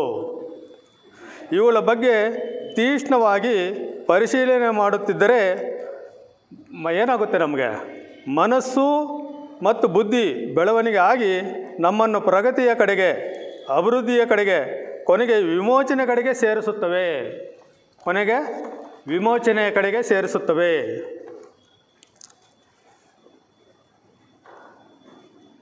ದುಃಖವಿದೆ ಅಂತಕ್ಕಂಥದ್ದು ಮೊದಲನೇದು. ಯಾವ್ಯಾವ ಸಂದರ್ಭದಲ್ಲಿ ದುಃಖ ಕಾಣಿಸ್ಕೊಳ್ಳುತ್ತೆ ನಮಗೆ ಅಂದರೆ, ಹುಟ್ಟೆಂಬುದು ದುಃಖ, ವಯಸ್ಸಾಗ್ತಾ ಇದೆ ಆವಾಗಲೂ ಅದಕ್ಕೂ ದುಃಖ ಪಡ್ತೀವಿ ನಾವು. ಆಮೇಲೆ ಕಾಯಿಲೆ ಬರುತ್ತೆ, ಅದಕ್ಕೂ ದುಃಖ ಪಡ್ತೀವಿ. ಮರಣ ಇದ್ದೇ ಇದೆ, ಅದಕ್ಕೂ ದುಃಖ ಪಡ್ತೀವಿ. ನಾವು ಯಾರನ್ನು ಇಷ್ಟಪಡ್ತೀವಿ ಅದು ನಮಗೆ ಸಿಗಲ್ಲ, ಆವಾಗಲೂ ದುಃಖ ಪಡ್ತೀವಿ. ಯಾವುದೋ ನನಗೆ ಬೇಕಾಗಿರಲಿಲ್ಲ ಆದರೆ ಅವ್ರ ಜೊತೆಯಲ್ಲಿ ಜೀವನ ಮಾಡಬೇಕಾಗುತ್ತೆ, ಆವಾಗ ದುಃಖನೂ ಪಡ್ತೀವಿ. ಇದೆಲ್ಲ ಸಂದರ್ಭಗಳಲ್ಲಿ ದುಃಖ ಬರುತ್ತೆ. ಇದನ್ನು 3 ವಿಭಾಗಗಳಲ್ಲೇ ಸಾಧನೆ ಮಾಡಬೇಕು. ದುಃಖವಿದೆ, ದುಃಖವನ್ನು ಅರಿಯಬೇಕು, ದುಃಖವನ್ನು ಅರಿಯಲಾಗಿದೆ. ದುಃಖ ಅಥವಾ ವೇದನೆಯು ನಮ್ಮೆಲ್ಲರನ್ನು ಸೇರಿಸಿರುವ ಒಂದು ಸರ್ವೇ ಸಾಮಾನ್ಯ ವಿಷಯ. ಮಾನವ ಕೋಟಿ ಎಲ್ಲವೂ ಹಿಂದೆ ದುಃಖಪಟ್ಟಿತ್ತು, ಈಗಲೂ ದುಃಖ ಪಡುತ್ತಿದೆ, ಮುಂದೆಯೂ ದುಃಖ ಪಡುತ್ತದೆ. ಗ್ಲ್ಯಾನ್ಸ್ ಮಾಡೋಣ, ಮತ್ತೆ ಇನ್ನೊಂದು ಸಲ ನೆನೆಸ್ಕೊಳ್ಳೋಣ ಏನೇನು ಇವಾಗ ತಿಳ್ಕೊಂಡಿದ್ದೀವಿ ಅಂತ. ಎಲ್ಲರೂ ಎಲ್ಲ ಕಡೆಯಲ್ಲಿಯೂ ದುಃಖ ಭರಿತರಾಗಿದ್ದಾರೆ ಎಂಬ ವಿಷಯವನ್ನು ಅರ್ಥ ಮಾಡಿಕೊಳ್ಳುವುದು ಅಸಾಧಾರಣ, ಸಾಮಾನ್ಯವಾದಂಥ ವಿಷಯ ಅಲ್ಲ. ಅದು ಎಲ್ಲರಿಗೂ ದುಃಖ ಬರ್ತಾಯಿದೆ, ನನಗೆ ದುಃಖ ಬರ್ತಾಯಿದೆ ಅನ್ನೋ ಬದಲು ಎಲ್ಲರಲ್ಲೂ ಪ್ರಪಂಚದಲ್ಲಿ ದುಃಖ ಇದೆ ಅಂತಕ್ಕಂಥದ್ದನ್ನು ಅರಿಯುವುದು ಅದು ಅಸಾಧಾರಣವಾದಂಥ ವಿಷಯ. ಅದು ಏನನ್ನು ಉಂಟು ಮಾಡುತ್ತೆ? ಅದು ನಮ್ಮಲ್ಲಿ ಸಹಾನುಭೂತಿ ಪ್ರವೃತ್ತಿಯನ್ನು ಹೊರತರುತ್ತದೆ. ಆವಾಗ ಯಾರನ್ನು ನೋಡಿದ್ರೂ, ಯಾರ ಮನೆಯಲ್ಲಿ ದುಃಖ ಪೀಡಿತರಾಗಿದ್ದರೂ ಕೂಡ ಸಹಾನುಭೂತಿ ಬರುತ್ತೆ ನಮಗೆ. ದುಃಖದ ಬದಲು ಸಹಾನುಭೂತಿ ಬರುತ್ತೆ. ಮೊದಲನೆಯ ಆರ್ಯ ಸತ್ಯವು ಪ್ರತಿಯೊಂದು ದುಃಖದಾಯಕ ಎಂಬ ಹೇಳುವ ಒಂದು ನಿರಾಶಾದಾಯಕವಾದ ಆಧ್ಯಾತ್ಮಿಕ ಹೇಳಿಕೆಯಲ್ಲ. ಅದು ನಿರಾಶಾದಾಯಕವಾದಂತಹ ದುಃಖ ಇದೆ ಅಂತಕ್ಕಂಥ ನಿರಾಶಾದಾಯಕವಾದಂಥ ಒಂದು ಹೇಳಿಕೆ ಅಲ್ಲ. ನಾನು ದುಃಖಿತ, ನನಗೆ ದುಃಖವಿದೆ, ನಾನೇಕೆ ಇಷ್ಟೊಂದು ದುಃಖ ಅನುಭವಿಸಬೇಕು, ಇದು ನ್ಯಾಯವಲ್ಲ, ಇದು ನನಗೆ ಬೇಡ, ಇದೆಲ್ಲ ನಾವೆಲ್ಲ ಯೋಚನೆ ಮಾಡ್ತಕ್ಕಂಥ ದುಃಖ ಬಂದಾಗ ಇವೆಲ್ಲ ಅಂದ್ಕೊಳ್ತೀವಿ ನಾವು. ನನಗೆ ಸುಖ ಬೇಕು, ರಕ್ಷಣೆ ಬೇಕು, ಈ ರೀತಿಯ ಯೋಚನೆಯು ಅಜ್ಞಾನದಿಂದ ಬರುತ್ತದೆ. ಇದು ಇನ್ನೂ ಅನೇಕ ಸಮಸ್ಯೆಗಳಿಗೆ ದಾರಿ ಮಾಡಿಕೊಡುತ್ತದೆ. ದುಃಖವನ್ನು ಅಂಗೀಕರಿಸುವ ಬದಲು, ಅರ್ಥ ಮಾಡಿಕೊಳ್ಳುವ ಬದಲು ಅದರಿಂದ ತಪ್ಪಿಸಿಕೊಳ್ಳಲು ಪ್ರಯತ್ನ ಪಡುತ್ತೇವೆ. ನನಗೆ ಬಂದಿದೆ ಅಂದ್ಕೊಂಡಾಗ ಇವೆಲ್ಲ ನಾವು ಮಾಡ್ತೀವಿ. ಮಾರ್ಗಗಳನ್ನು ಹುಡುಕುತ್ತೇವೆ, ಒಬ್ಬ ಬಲಿಪಶುವನ್ನು ಹುಡುಕುತ್ತೇವೆ. ಆದ್ದರಿಂದ ನಮ್ಮ ಧ್ಯಾನ ಮಾಡುವಾಗ ನಾವು ಇದನ್ನು ಗಮನದಲ್ಲಿ ಇಟ್ಕೋಬೇಕು. ನಮ್ಮ ಮನಸ್ಸಿನಲ್ಲಿ ಚಿಂತನೆಯು ನಾನು ದುಃಖ ಪಡುತ್ತಿದ್ದೇನೆ ಎಂಬ ಸ್ಥಾನದಿಂದ ನನಗೆ ದುಃಖ ಬಂದಿದೆ ಅನ್ನುವುದನ್ನು ಬಿಟ್ಟು ಆಗಿರದೆ ಅಲ್ಲಿಂದ ಶುರು ಮಾಡಬಾರ್ದು. ನಮ್ಮ ಧ್ಯಾನ ನನಗೆ ದುಃಖ ಬಂದಿದೆ ಅನ್ನೋದರಿಂದ ಶುರು ಮಾಡಬಾರ್ದು. ಆ ಸ್ಥಾನದಲ್ಲಿ ಏನಿರಬೇಕು? ದುಃಖವು ಇದೆ ಎಂಬ ಸ್ಥಾನದಿಂದ ಆಗಿರುತ್ತದೆ. ಧ್ಯಾನ ಅಲ್ಲಿಂದ ಶುರು ಮಾಡಬೇಕು. ಆದ್ದರಿಂದ ದುಃಖದ ಸನ್ನಿವೇಶಗಳು ಎದುರಾದಾಗ ಅದರ ಕಡೆ ನೋಡಬೇಕು, ಅದರ ಬಲಿ ನಿಲ್ಲಬೇಕು, ಅದರ ಜೊತೆಯಲ್ಲಿ ನಿಂತ್ಕೋಬೇಕು, ಪರಿಶೀಲಿಸಬೇಕು, ಸಹಜ ಸ್ಥಿತಿಯಲ್ಲಿ ಅರ್ಥ ಮಾಡಿಕೊಳ್ಳಬೇಕು. ಆದರೆ ಪರಿಶೀಲಿಸುವುದಕ್ಕಾಗಿ ದುಃಖವನ್ನು ಆಹ್ವಾನ ಮಾಡಬಾರದು. ಅಂದರೆ ಕೆಲವು ಹಠಯೋಗಿಗಳಿರ್ತಾರೆ, ನೋಡಿದ್ದೀರಾ? ಸೂರ್ಯನ ಕಡೆ ದಿಟ್ಟಿಸಿ ನೋಡ್ತಾ ಇರೋದು. ಅಂದರೆ ನನ್ನ ಮನಸ್ಸು ಏಕಾಗ್ರತೆಯನ್ನು ಸಾಧಿಸಬೇಕು ಅಂತ ಸೂರ್ಯನ ಕಡೆನೇ ನೋಡ್ತಾ ಇರೋದು, ದಿನಗಟ್ಟಲೆ ನೋಡೋದು. ಏನಿದೆ ಅದರಲ್ಲಿ? ದುಃಖವನ್ನು ಮತ್ತು ಒಂದು ಹಾಸಿಗೆ ತರುತ್ತೆ, ಮುಳ್ಳುಗಳಿರುತ್ತೆ ಅದರ ಮೇಲೆ ಮಲ್ಕೊಳ್ಳೋದು, ಸಾಧನೆ ಮಾಡೋದು. ಆದರೆ ಮುಳ್ಳುಗಳು ಚುಚ್ತಾ ಇರುತ್ತೆ. ಅಂದರೆ ಸಂಯಮ ಅನ್ನೋದನ್ನು ನಾನು ಪರಿಪಾಠ ಮಾಡ್ತೇನೆ. ನಾನು ಸಂಯಮವನ್ನು ಪಾಲಿಸುವುದಕ್ಕೋಸ್ಕರ ನನ್ನ ಶರೀರವನ್ನು ದುಃಖಕ್ಕೆ ಈಡು ಮಾಡಿಕೊಳ್ಳೋದು, ಅಂದರೆ ನಾನೇ ಆಹ್ವಾನ ಮಾಡ್ಕೊಳ್ಳೋದು ದುಃಖವನ್ನು. ಅದು ಸಾಧನೆ ಅಲ್ಲ. ದುಃಖವನ್ನು ಪರಿಶೀಲನೆ ಮಾಡಬೇಕಂತ ಹೇಳ್ಬಿಟ್ಟು ನನ್ನ ಎದುರುಗಿನ ಮನುಷ್ಯನನ್ನು ಹಿಂಸೆ ಕೊಟ್ಟು ಅವನು ನನ್ನ ವಿರುದ್ಧವಾಗಿ ತಿರುಗಿ ಬಿದ್ದು ನನಗೆ ಹಿಂಸೆ ಕೊಡುವಾಗ ನಾನು ಅದನ್ನು ಆಹ್ವಾನ ಮಾಡೋದು ಅಂತ ಹೇಳ್ತೀವಿ. ಆ ರೀತಿ ನಾವೇ ಯಾವುದನ್ನು ಕೂಡ ಆಹ್ವಾನ ಮಾಡಿಕೊಳ್ಳಬಾರದು. ದುಃಖ ಬಂದಾಗ ಅದನ್ನು ಪರಿಶೀಲನೆ ಮಾಡಬೇಕು. ಪರಿಶೀಲನೆ ಮಾಡೋದಕ್ಕೋಸ್ಕರ ದುಃಖವನ್ನು ಆಹ್ವಾನ ಮಾಡಬಾರ್ದು. ಎರಡನೇ ಆರ್ಯ ಸತ್ಯ, ದುಃಖಕ್ಕೆ ಕಾರಣ ಇದೆ, ಅದಕ್ಕೆ ಮೂಲವಿದೆ. ಅದು ಆಸೆ ಆಗಿರುತ್ತದೆ. ಸಾಮಾನ್ಯವಾಗಿ ಆಸೆಗಳನ್ನು ತ್ಯಜಿಸಬೇಕು. ಆಸೆಗಳನ್ನು ತ್ಯಜಿಸಲಾಗಿದೆ. ಆ ರೀತಿ ನಾವು ಅದನ್ನು ಸಾಧನೆ ಮಾಡಬೇಕು. ನಾವು ಸಾಮಾನ್ಯವಾಗಿ ಬಯಕೆಗಳನ್ನು ದುಃಖವೆಂದು ಪರಿಗಣಿಸುತ್ತೇವೆ. ಬಯಕೆ ಅಂದರೆ ಕೋರಿಕೆ ಅಂತ, ಅದನ್ನೇ ದುಃಖ ಅಂದ್ಕೊಳ್ತೀವಿ, ಆಸೆಯನ್ನೇ ದುಃಖ ಅಂದ್ಕೊಳ್ತೀವಿ. ಆದರೆ ಬಯಕೆಗಳು ದುಃಖವಲ್ಲ. ಬಯಕೆಗಳನ್ನು ಬಿಗಿಯಾಗಿ ಹಿಡಿದಿರುವುದೇ ದುಃಖ. ಬಯಕೆಗಳಿಗೆ, ಆಸೆಗಳಿಗೆ ಎಷ್ಟು ಬಿಗಿಯಾಗಿ ನಾವು ಹಿಡ್ಕೊಂಡಿರ್ತೀವೋ ಅದು ದುಃಖ ತರುತ್ತೆ. ನಾವು ಬಯಕೆಗಳನ್ನು, ಕೋರಿಕೆಗಳನ್ನು ನಿಜವಾಗಿಯೂ ಪರೀಕ್ಷಿಸಿ ನೋಡಬೇಕು. ಅದು ಏನೆಂದು ತಿಳಿಯಬೇಕು. ಬದುಕುವುದಕ್ಕೆ ಯಾವುದು ಸಹಜವಾಗಿದೆ, ಅಗತ್ಯವಾಗಿದೆ ಮತ್ತು ಯಾವುದು ಅಗತ್ಯವಾಗಿಲ್ಲ ಎಂಬುದನ್ನು ನಾವು ತಿಳಿಯಬೇಕು. ಆಹಾರದ ಬಯಕೆಯೂ ಒಂದು ವಿಧವಾದ ಬಯಕೆ. ಆಹಾರ ಬೇಕು ನಮ್ಮ ಶರೀರಕ್ಕೆ, ಅದು ಆಸೆನೇ. ಅಂದರೆ ಅದು ದುಃಖ ತರುತ್ತಾ? ಇಲ್ಲ, ಅದು ಬಯಕೆ, ಸಹಜವಾದಂಥ ಬಯಕೆ ಅದು. ಆಹಾರ ತಿಂದೇ ಇದ್ದರೆ ಏನಾಗುತ್ತೆ? ನಾವು ಹಸಿವಾಗುತ್ತೆ. ಆಹಾರ ತಿಂದೇ ಇದು ಆಸೆ ಬಿಟ್ಬಿಡಬೇಕು ಅಂತ ಬಿಟ್ಬಿಟ್ರೆ ನಾವು ಬದುಕುವುದಕ್ಕೆ ಆಗಲ್ಲ, ನಮ್ಮ ಜೀವನನೇ ಇರುವುದಿಲ್ಲ. ಈ ಆಹಾರದ ಬಯಕೆಯೂ ಒಂದು ವಿಧವಾದ ಬಯಕೆಯೇ. ಅದನ್ನು ಅಸಂಬದ್ಧವಾಗಿ ಅರ್ಥ ಮಾಡಿಕೊಳ್ಳಬಾರದು. ಆಹಾರವು ದೇಹದ ಒಂದು ಸಹಜ ಅಗತ್ಯವಾಗಿದೆ. ಅದಿಲ್ಲದಿದ್ದರೆ ದುರ್ಬಲವಾಗಿ ಸಾಯುತ್ತೇವೆ. ಅದು ದೇಹ ಪ್ರಕೃತಿ. ದೇಹದ ಪ್ರಕೃತಿ ಇರುವುದೇ ಆ ರೀತಿ. ಅದು ಆಹಾರದಿಂದ ಪೋಷಣೆ ಆಗಬೇಕು, ಆಹಾರದಿಂದಲೇ ಬದುಕಬೇಕು ದೇಹ. ಈ ಬಗ್ಗೆ ಸ್ಪಷ್ಟತೆ ಮತ್ತು ಸರಿಯಾದ ರೀತಿಯಲ್ಲಿ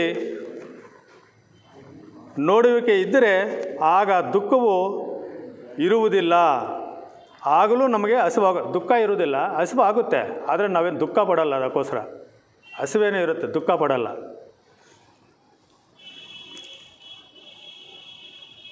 ನೀವು ನಿಜವಾಗಿ ದುಃಖದ ಮೂಲವನ್ನು ನೋಡಿದಾಗ ಸಮಸ್ಯೆಯು ಸ್ವತಃ ಬಯಕೆಯಾಗಿರದೆ ನಾವು ಬಯಕೆಯನ್ನು ಬಿಗಿಯಾಗಿ ಹಿಡಿದಿಟ್ಟುಕೊಳ್ಳುವುದಾಗಿದೆ ಎಂಬುದನ್ನು ತಿಳಿಯುವಿರಿ.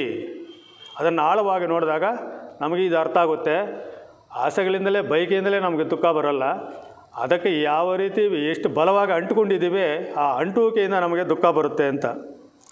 ಬಿಗಿಯಾಗಿ ಹಿಡಿಯುವುದೆಂದರೆ ಅದರಿಂದ ಭ್ರಾಂತರಾಗುವುದು. ಬಿಗಿಯಾಗಿ ಹಿಡಿಯುವುದೆಂದರೆ ಅದರಿಂದ ಇಲ್ಯೂಷನ್, ಭ್ರಾಂತರಾಗುವುದು. ಭ್ರಾಂತಿ ಅಂದ್ರೇನು? ಆ ಮಗುಗೆ ತಾಯಿಗೆ ಭ್ರಾಂತಿ ಆಗಿತ್ತಲ್ಲ, ಅದು ಭ್ರಾಂತಿ. ಅಂದರೆ ಇರುವುದನ್ನು ಇಲ್ಲದಾಗ ನೋಡೋದು, ಇಲ್ಲದ್ದನ್ನು ಇರುವ ಹಾಗೆ ನೋಡೋದು, ಅದು ಭ್ರಾಂತಿ. ಅಂದುಕೊಳ್ಳುವುದು ನಾವು. ಭ್ರಾಂತರಾಗುವುದೆಂದರೆ ಸತ್ಯಾಸತ್ಯತೆಯನ್ನು ಕಾಣಲು ಅಸಮರ್ಥರಾಗುವುದು. ಭ್ರಾಂತಿ ಅಂದರೆ ಏನು? ಸತ್ಯ ಯಾವುದು ಅಸತ್ಯ ಯಾವುದು ಅನ್ನೋದನ್ನು ಕಂಡುಕೊಳ್ಳೋದಕ್ಕೆ ನಾವು ಅಸಮರ್ಥರಾಗುವುದು. ನಮಗೆ ಸಾಮರ್ಥ್ಯ ಇಲ್ಲದೆ ಇದ್ದಾಗ ಭ್ರಾಂತಿಗಳೆಲ್ಲ ಹುಟ್ಕೊಳ್ಳುತ್ತೆ. ನಾವು ಬಯಕೆಗಳ ಬಗ್ಗೆ ಚಿಂತನೆ ಮಾಡಿ ಮತ್ತು ಅವುಗಳನ್ನು ಕೇಳಿಸಿಕೊಂಡರೆ ನಾವು ಅವುಗಳಿಗೆ ಇನ್ನೆಂದೂ ಅಂಟಿಕೊಳ್ಳುವುದಿಲ್ಲ. ನಾವು ಅವುಗಳನ್ನು ಹೇಗೆ ಇರುವೆಯೋ ಹಾಗೆ ಇರಲು ಬಿಟ್ಟು ಬಿಡುತ್ತೇವೆ. ಆಗ ನಮ್ಮ ಅರಿವಿಗೆ ಬರುವುದೇನೆಂದರೆ ದುಃಖಕ್ಕೆ ಕಾರಣವಾದ ಬಯಕೆಯನ್ನು ಪಕ್ಕಕ್ಕೆ ಇಡಬಹುದು ಅಂತ. ಆವಾಗ ನಮಗೆ ಅರ್ಥ ಆಗುತ್ತೆ, ಈ ಬಯಕೆಗೆ ಕಾರಣ, ಈ ದುಃಖಕ್ಕೆ ಕಾರಣವಾಗಿರ್ತಕ್ಕಂಥ ಬಯಕೆಗಳು ಏನೇನಿದೆಯೋ ಅದನ್ನೆಲ್ಲ ಪಕ್ಕಕ್ಕೆ ಇಡಬಹುದು ಅಂತ. ಜೀವನಕ್ಕೆ ಯಾವುದ್ಯಾವುದು ಅಗತ್ಯವಾಗಿದೆಯೋ ಅದನ್ನೆಲ್ಲವನ್ನು ಆಚರಣೆ ಇಟ್ಕೋಬೋದು. ಯಾವುದು ಅವಶ್ಯಕವಾಗ ಇಲ್ವೋ, ಯಾವುದು ಸತ್ಯಕ್ಕೆ ಕರ್ಕೊಂಡೋಗಿ ಯಾವುದು ಸತ್ಯವೋ ಅದನ್ನು ಮಾತ್ರ ಹಿಡ್ಕೊಂಡು, ಯಾವುದು ಅಸತ್ಯವಾಗಿದೆಯೋ ಅಸತ್ಯವನ್ನು ಅಸತ್ಯವಾಗಿ ನೋಡೋದೇ ಬಿಡುಗಡೆ ಅಂತ. ಮೂರನೇ ಆರ್ಯ ಸತ್ಯ ಇಲ್ಲಿವರೆಗೂ ತಿಳ್ಕೊಂಡಿದ್ದೀವಿ. ಮೂರನೇ ಆರ್ಯ ಸತ್ಯನ ತಿಳ್ಕೊಂಡಿದ್ದೀವಿ. ದುಃಖ ನಿರೋಧ ಅಂದರೆ ದುಃಖಕ್ಕೆ ನಿರೋಧ, ಅದಕ್ಕೆ ಅಡ್ಡಿ ಮಾಡಬಹುದು. ದುಃಖದ ಅಂತ್ಯವಿದೆ, ಅದನ್ನು ಕೊನೆಗಾಣಿಸಬಹುದು. ಕೊನೆ ಇದೆ. ದುಃಖ ನಿರ್ಮೂಲನೆಯಾಗುವಿಕೆ, ದುಃಖದಿಂದ ಬಿಡುಗಡೆ. ಇದು ಮೂರನೇ ಆರ್ಯ ಸತ್ಯ. ಅದನ್ನು ಯಾವ ರೀತಿ ಸಾಧನೆ ಮಾಡಬೇಕು? ದುಃಖಕ್ಕೆ ಅಂತ್ಯವಿದೆ ಅನ್ನೋದನ್ನು ತಿಳ್ಕೋಬೇಕು ಮೊದಲು. ದುಃಖದ ಅಂತ್ಯವನ್ನು ಅರಿತುಕೊಳ್ಳಬೇಕು. ಅದನ್ನು ಅಂತ್ಯ ಏನು ಅಂತ ಅದನ್ನು ಅರ್ಥ ಮಾಡಿಕೊಳ್ಳಬೇಕು. ದುಃಖದ ಅಂತ್ಯವನ್ನು ಅದನ್ನು ಅರ್ಥ ಮಾಡಿಕೊಳ್ಳಲಾಗಿದೆ. ಅಂತ್ಯ ಯಾವ ರೀತಿ ಮಾಡಬೇಕು ಅನ್ನೋದನ್ನು ಅರ್ಥ ಮಾಡಿಕೊಂಡಿದ್ದೀನಿ ಅನ್ನೋದನ್ನು ಪ್ರಜ್ಞೆಯಲ್ಲಿ ಬರಬೇಕು. ಆವಾಗ ನಮ್ಮ ಸಾಧನೆ ಅಲ್ಲಿಗೆ ಮುಗಿಯುತ್ತೆ. ಆ ಮೂರನೇ ಆರ್ಯ ಸತ್ಯದ ಬಗ್ಗೆ ಬುದ್ಧರ ಬೋಧನೆಯ ಸಂಪೂರ್ಣ ಗುರಿಯು ಭ್ರಾಂತಿಗಳನ್ನೆಲ್ಲ ತ್ಯಜಿಸುವುದಾಗಿದೆ. ಗೌತಮ ಬುದ್ಧರ ಬೋಧನೆಯ ತಿರುಳು ಏನದು? ಎಲ್ಲ ಭ್ರಾಂತಿಗಳನ್ನು ಕೂಡ ತ್ಯಜಿಸಬೇಕು. ಸತ್ಯದ ನೆಲಗಟ್ಟಿನಲ್ಲಿ ನಿಲ್ಲಬೇಕು. ಸತ್ಯದ ವಿಷಯಗಳನ್ನು ನಾವು ಅರಿಯಬೇಕು. ಪರಿಶುದ್ಧ ಮನಸ್ಸನ್ನು ಅಭಿವೃದ್ಧಿಗೊಳಿಸಿಕೊಳ್ಳುವುದಾಗಿದೆ. ಈ 4 ಆರ್ಯ ಸತ್ಯಗಳು ಯಾವ ರೀತಿ ಇದನ್ನು ನಾವು ಪ್ರಶ್ನೆ ಮಾಡ್ತಾಯಿದ್ದೀವಿ, ಯಾವ ರೀತಿ ಅದನ್ನು ಅಪ್ರೋಚ್ ಮಾಡ್ತಾಯಿದ್ದೀವಿ, ಅದಕ್ಕೆ ಸನಿಹ ಆಗ್ತಾಯಿದ್ದೀವಿ. ಏನಂತ ಮಾಡಬೇಕಂದ್ರೆ, ಇದು ಹೇಗೆ ಹೀಗಿದೆ, ಇದು ಏಕೆ ಹೀಗಿದೆ, ಪ್ರತಿಯೊಂದು ಪ್ರಶ್ನೆ ಮಾಡಬೇಕು. ಇದು ಏಕೆ ಈ ರೀತಿ ಇದೆ ಎಂದು ಪರೀಕ್ಷಿಸುತ್ತಾ, ನೋಡುತ್ತಾ, ಚಿಂತನೆ ಮಾಡಬೇಕು, ಪರೀಕ್ಷೆ ಮಾಡಬೇಕು. ಅದನ್ನು ಮತ್ತೆ ಯಾವುದು ಅಸತ್ಯವೋ, ಯಾವುದು ಶಾಶ್ವತವಲ್ವೋ ಅದನ್ನು ಬಿಡ್ತಾ ಬರಬೇಕು. ಅನಿತ್ಯತೆಯ ಸತ್ಯ. ಬುದ್ಧನು 4 ಆರ್ಯ ಸತ್ಯಗಳ ಬಗೆಗೆ ಧರ್ಮೋಪದೇಶ ಮಾಡಿದಾಗ ಅದನ್ನು ಕೇಳಿಸಿಕೊಂಡ 5 ಮಂದಿ ಶಿಷ್ಯರಲ್ಲಿ ಕೇವಲ ಒಬ್ಬನು ಮಾತ್ರ ನಿಜವಾಗಿಯೂ ಅದನ್ನು ಅರ್ಥ ಮಾಡಿಕೊಂಡನು. 5 ಜನ ಶಿಷ್ಯರಿಗೆ ಬೋಧನೆ ಮಾಡಿದ್ರು ಪ್ರಥಮದಲ್ಲೇ. ಅದರಲ್ಲಿ ಒಬ್ಬನಿಗೆ ಅರ್ಥ ಆಯ್ತದು ಬೋಧನೆ. ಏನು? ಕೇವಲ ಒಬ್ಬನಿಗೆ ಮಾತ್ರ ಆಳವಾದ ಅಂತರ್ದೃಷ್ಟಿಯು ಜಾಗೃತವಾಯಿತು. ಕೇಳಿದ ತಕ್ಷಣವೇ, ವರ್ಷಗಳೇ ನಡೀಲಿಲ್ಲ, ಆವಾಗಲೇ ತಕ್ಷಣವೇ ಆಯಿತು, ಅಂತರ್ದೃಷ್ಟಿ ಜಾಗೃತವಾಯಿತು. ಉಳಿದ 4 ಏನಂದ್ರೆ ಖಂಡಿತವಾಗಿಯೂ ಬಹಳ ಒಳ್ಳೆಯ ಬೋಧನೆ ಎಂದು ಯೋಚಿಸಿ ಅದನ್ನು ಇಷ್ಟಪಟ್ಟರು. ಎಲ್ರಿಗೂ ಇಷ್ಟ ಆಯ್ತು, ಅದು ತುಂಬ ಚೆನ್ನಾಗಿದೆ ಬೋಧನೆ ಅಂತಂದರು. ಆದರೆ ಯಾರಿಗೂ ಒಳದೃಷ್ಟಿ ತೆರೆಯಲೇ ಇಲ್ಲ, ಒಳಕಣ್ಣು ತೆರೆಯಲಿಲ್ಲ. ಆದರೆ ಅವರಲ್ಲಿ ಒಬ್ಬನಾದ ಕೊಂಡನನ್ನು ಮಾತ್ರ ಬುದ್ಧನು ಹೇಳಿದ್ದನ್ನು ಸಂಪೂರ್ಣವಾಗಿ ಅರಿತನು. ದೇವತೆಗಳು ಸಹ ಧರ್ಮೋಪದೇಶವನ್ನು ಕೇಳಿಸಿಕೊಂಡು ಬಹಳ ಸಂತೋಷಪಟ್ಟರು. ದೇವತೆಗಳು ಕೂಡ ಕೇಳಿಸ್ಕೊಂಡ್ರು, ಸಂತೋಷಪಟ್ಟರು, ಎಲ್ರಿಗೂ ಆನಂದ ಆಯಿತು. ಆದರೆ ಪರಿವರ್ತನೆ ಆಗಲಿಲ್ಲ, ಅರ್ಥನೂ ಆಗಲಿಲ್ಲ. ಒಬ್ಬರಾದರೂ ಅದರಿಂದ ಜ್ಞಾನೋದಯವನ್ನು ಹೊಂದಲಿಲ್ಲ. ಬೇರೆ ಯಾರೂ ಜ್ಞಾನೋದಯವನ್ನು ಹೊಂದಲೇ ಇಲ್ಲ. ಅದರಿಂದ ಬುದ್ಧನ ಧರ್ಮೋಪದೇಶದ ಕೊನೆಯಲ್ಲಿ ಕೊಂಡನನ್ನು ಪಡೆದ ಅಂತರ್ದೃಷ್ಟಿ ಏನಾಗಿತ್ತು? ಅವನಿಗೆ ಅಂತರ್ದೃಷ್ಟಿ ಬಂತು ಅಂತ ಹೇಳಿದವಲ್ಲ, ಯಾವ ಅಂತರ್ದೃಷ್ಟಿ ಬಂತು ಕೊಂಡನನಿಗೆ ಗೌತಮ ಬುದ್ಧರ ಪ್ರಥಮ ಬೋಧನೆಯಲ್ಲಿ ಅಂತ ಹೇಳಿದರೆ ಈ ರೀತಿ ಹೇಳ್ತಾರೆ. ಹುಟ್ಟು ಸ್ವಭಾವವನ್ನು ಹೊಂದಿದ ಎಲ್ಲವೂ ನಾಶವಾಗುವ ನಿಬಂಧನೆಗೆ ಒಳಪಟ್ಟಿದೆ. ಅವನಿಗೆ ಜ್ಞಾನೋದಯ ಆಗಿದ್ದು ಇದು ಏನಂದರೆ, ಹುಟ್ಟುವ ಸ್ವಭಾವವನ್ನು ಹೊಂದಿದ ಎಲ್ಲವೂ ನಾಶವಾಗುವ ನಿಬಂಧನೆಗೆ ಒಳಪಟ್ಟಿದೆ. ಈಗ ಇದು ಒಂದು ದೊಡ್ಡ ಜ್ಞಾನವೆಂದು ಅನಿಸಲಾರದು. ಈಗ ನಮ್ಮ ಮುಂದೆ ಹೇಳಿದರೆ ಅದೇನು ದೊಡ್ಡ ಜ್ಞಾನನೇನೋ, ಎಲ್ಲ ಹುಡ್ತಾ ಇದ್ದಾರೆ ಸಾಯ್ತಾ ಅಂದ್ಕೊಳ್ತೀವಿ.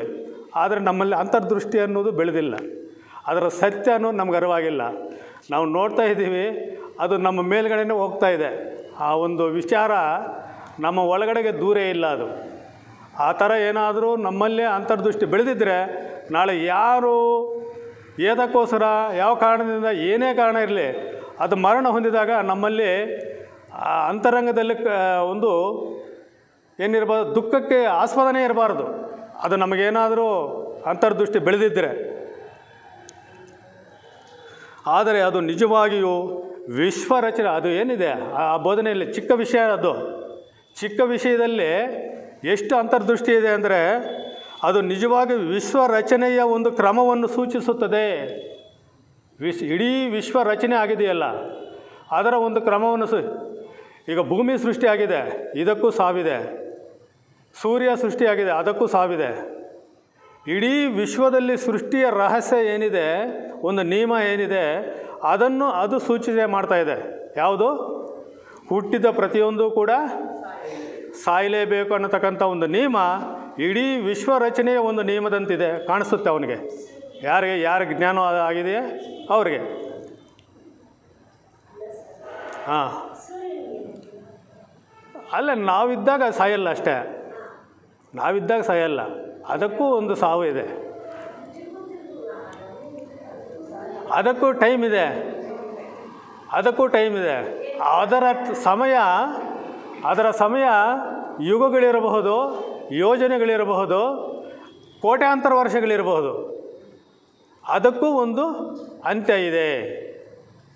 ನಮ್ಮ ಸೌರವ್ಯೂಹ ಸೃಷ್ಟಿ ಆಗಿರ್ತಕ್ಕಂಥದ್ದು ಸುಮ್ಮನೆ ಅಲ್ಲಿ ಮಂತ್ರ ಹಾಕಿ ತಂದಿರೋದಲ್ಲ. ಅನೇಕ ಕೋಟ್ಯಾಂತರ ವರ್ಷಗಳ ಪ್ರತಿಫಲ ಈ ಸೂರ್ಯ ಮತ್ತು ಈ ಗ್ರಹಗಳು, ಇದರ ಮೇಲೆ ಜೀವಕೋಟಿ, ಇದೆಲ್ಲ ಸಂಸರಣೆ ನಿಯಮ ಓದಿದರೆ ನಮ್ಗೆ ಗೊತ್ತಾಗುತ್ತೆ ಯಾವ ರೀತಿ ಸಂಸರಣೆ ನಿಯಮ, ಎವಲ್ಯೂಷನ್, ಲಾ ಆಫ್ ಎವಲ್ಯೂಷನ್ ಯಾವ ರೀತಿ ಮುಂದಕ್ಕೆ ಹೋಗ್ತಾ ಇದೆ ಅಂತ. ಯಾವುದೆಲ್ಲವೂ ಹುಟ್ಟುವ ನಿಯಮಗಳಿಗೆ ಒಳಪಟ್ಟಿದೆಯೋ ಅವೆಲ್ಲವೂ ನಾಶವಾಗುವ ನಿಬಂಧನೆಗೆ ಒಳಪಟ್ಟಿವೆ. ಅದು ಅನಿತ್ಯವಾದದ್ದು ಅನ್ನೋದು ಗ್ರಹಿಸಬೇಕು. ಮತ್ತು ಆತ್ಮವಲ್ಲ, ಆದುದರಿಂದ ಅಂಟಿಕೊಳ್ಳಬೇಡಿ. ಅಲ್ಲಿಗೆ ಯಾವುದಕ್ಕೆ ಅಂಟಿಕೊಳ್ಬಾರ್ದು? ಇದು ಯಾವ್ದು ನಾಶ ಆಗುತ್ತೋ ಅದ್ಯಾವುದಕ್ಕೂ ಅಂಟಿಕೊಳ್ಬಾರ್ದು. ಅಂಟಿಕೊಂಡ್ರೆ ಏನಾಗುತ್ತೆ? ದುಃಖ ಬರುತ್ತೆ. ನೀವು ನೆಲೆಗೊಳ್ಳಲು ಮತ್ತು ನಂಬಲು, ನಾವು ನೆಲೆ ನಿಲ್ಲುವುದಕ್ಕೆ ಮತ್ತು ನಾವು ನಂಬಲು ಯಾವುದೇ ಹುಟ್ಟುವ ವಸ್ತುವನ್ನು ನಿಮ್ಮ ಆಶ್ರಯವನ್ನು ಆರಿಸಬೇಡಿ. ನಾವು ಆಶ್ರಯ ತಗೋಬೇಕಾದ್ರೆ ಆತ್ಮವಸ್ತುವಿನಲ್ಲಿ ಬಿಟ್ಟರೆ ಬೇರೆ ಯಾವುದರಲ್ಲೂ ನಮಗೆ ಆಶ್ರಯ ಕೊಡೋರು ಯಾರೂ ಇಲ್ಲವೇ ಇಲ್ಲ. ಅವರೇ ಮುಳುಗ್ತಾ ಇದ್ದಾರೆ, ನಮಗೆಲ್ಲಿ ಆಶ್ರಯ ಕೊಡೋದು? ಅದಕ್ಕೋಸ್ಕರ ಎಲ್ಲಿ ನಮಗೆ ಆಶ್ರಯ ಸಿಗಲ್ವೋ ಅದರ ಮೇಲೆ ನಾವು ಡಿಪೆಂಡೆನ್ಸಿ ಆಗಬಾರದು. ಕಾರಣ ಆ ವಸ್ತುಗಳು ಇಲ್ಲವಾಗುತ್ತವೆ. ನಾವು ಆಶ್ರಯ ಪಡಿತೀವಿ, ಇಲ್ಲಿ ಪರವಾಗಿಲ್ಲ, ಇಲ್ಲಿ ಮಳೆ ನೀರು ಬರೋಲ್ಲ ಅಂತ ಅಲ್ಲೇನೇ ಆಶ್ರಯ ಪಡೆದ್ರೆ ಕೊನೆಗೆ ಏನಾಗುತ್ತೆ?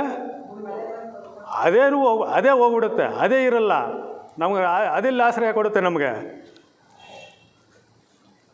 ಇದನ್ನು ಜೀವನಕ್ಕೆ ಸಾರ್ವತ್ರಿಕವಾಗಿ ಮತ್ತು ನಮ್ಮ ಸ್ವಂತ ಅನುಭವಗಳಿಗೆ ಅನ್ವಯಿಸ್ಕೊಳ್ಬೇಕು. ಸಾರ್ವತ್ರಿಕವಾಗಿಯೂ ಕೂಡ ಈ ನಿಯಮಗಳನ್ನು ಅನ್ವಯಿಸಬೇಕು, ನನ್ನ ಸ್ವಂತಕ್ಕೂ ಕೂಡ ಇದನ್ನು ಅನ್ವಯಿಸ್ಕೋಬೇಕು. ಎರಡಕ್ಕೂ ಅನ್ವಯಿಸುತ್ತೆ. ನಾವು ಸಾರ್ವತ್ರಿಕದ ನಿಯಮದಿಂದ ಹೊರಗಿಲ್ಲ, ನಾವು ಅದರಲ್ಲೇ ಇದ್ದೀವಿ. ಅದಕ್ಕೋಸ್ಕರ ನಾನು ಸ್ವಂತಕ್ಕೂ ಅನ್ವಯಿಸುತ್ತೆ ನಿಯಮ, ಸಾರ್ವತ್ರಿಕವಾಗೂ ಕೂಡ ಅನ್ವಯಿಸುತ್ತೆ. ಪ್ರಾರಂಭ ಮತ್ತು ಅಂತ್ಯವನ್ನು ಕೇವಲ ಗಮನಿಸಿ ವಿಷಯ ವಸ್ತುಗಳು ಹೇಗೆ ಇವೆ ಎಂಬುದರ ಬಗ್ಗೆ ಚಿಂತನೆ ಮಾಡಿ. ಪ್ರಾರಂಭ ಮತ್ತು ಕೊನೆ ಯಾವ ರೀತಿ ಆಗುತ್ತೆ ಅನ್ನೋದ್ರ ಬಗ್ಗೆ ಕೊನೆ ಮತ್ತು ಎರಡನ್ನೂ ಚಿಂತನೆ ಮಾಡಬೇಕು ನಾವು. ಈ ಇಂದ್ರಿಯಗಳ ಕ್ಷೇತ್ರವು ಸಂಪೂರ್ಣವಾಗಿ ಹುಟ್ಟುವುದು ಮತ್ತು ನಾಶವಾಗುವುದಾಗಿದೆ. ಏನೇನು ನಾವು ನೋಡ್ತಾ ಇದ್ದೀವೋ, ಕಣ್ಣಿಗೆ ಕಾಣೋದೆಲ್ಲ, ಸ್ಪರ್ಶನೆ ಮಾಡೋದಿಲ್ಲ, ವಾಸನೆ ನೋಡೋದಿಲ್ಲ, ಏನೇನು ಪಂಚೇಂದ್ರಿಯಗಳಿಗೆ ಕಾಣಿಸ್ತಾ ಇದೆಯೋ ಅದೆಲ್ಲವೂ ಕೂಡ ಏನಾಗಿದೆ, ಯಾವತ್ತೋ ಒಂದಿನ ಕೊನೆ ಆಗೋದೆ. ಇಂದ್ರಿಯ ಕ್ಷೇತ್ರ ಕೂಡ ಅಶಾಶ್ವತವಾದದ್ದು.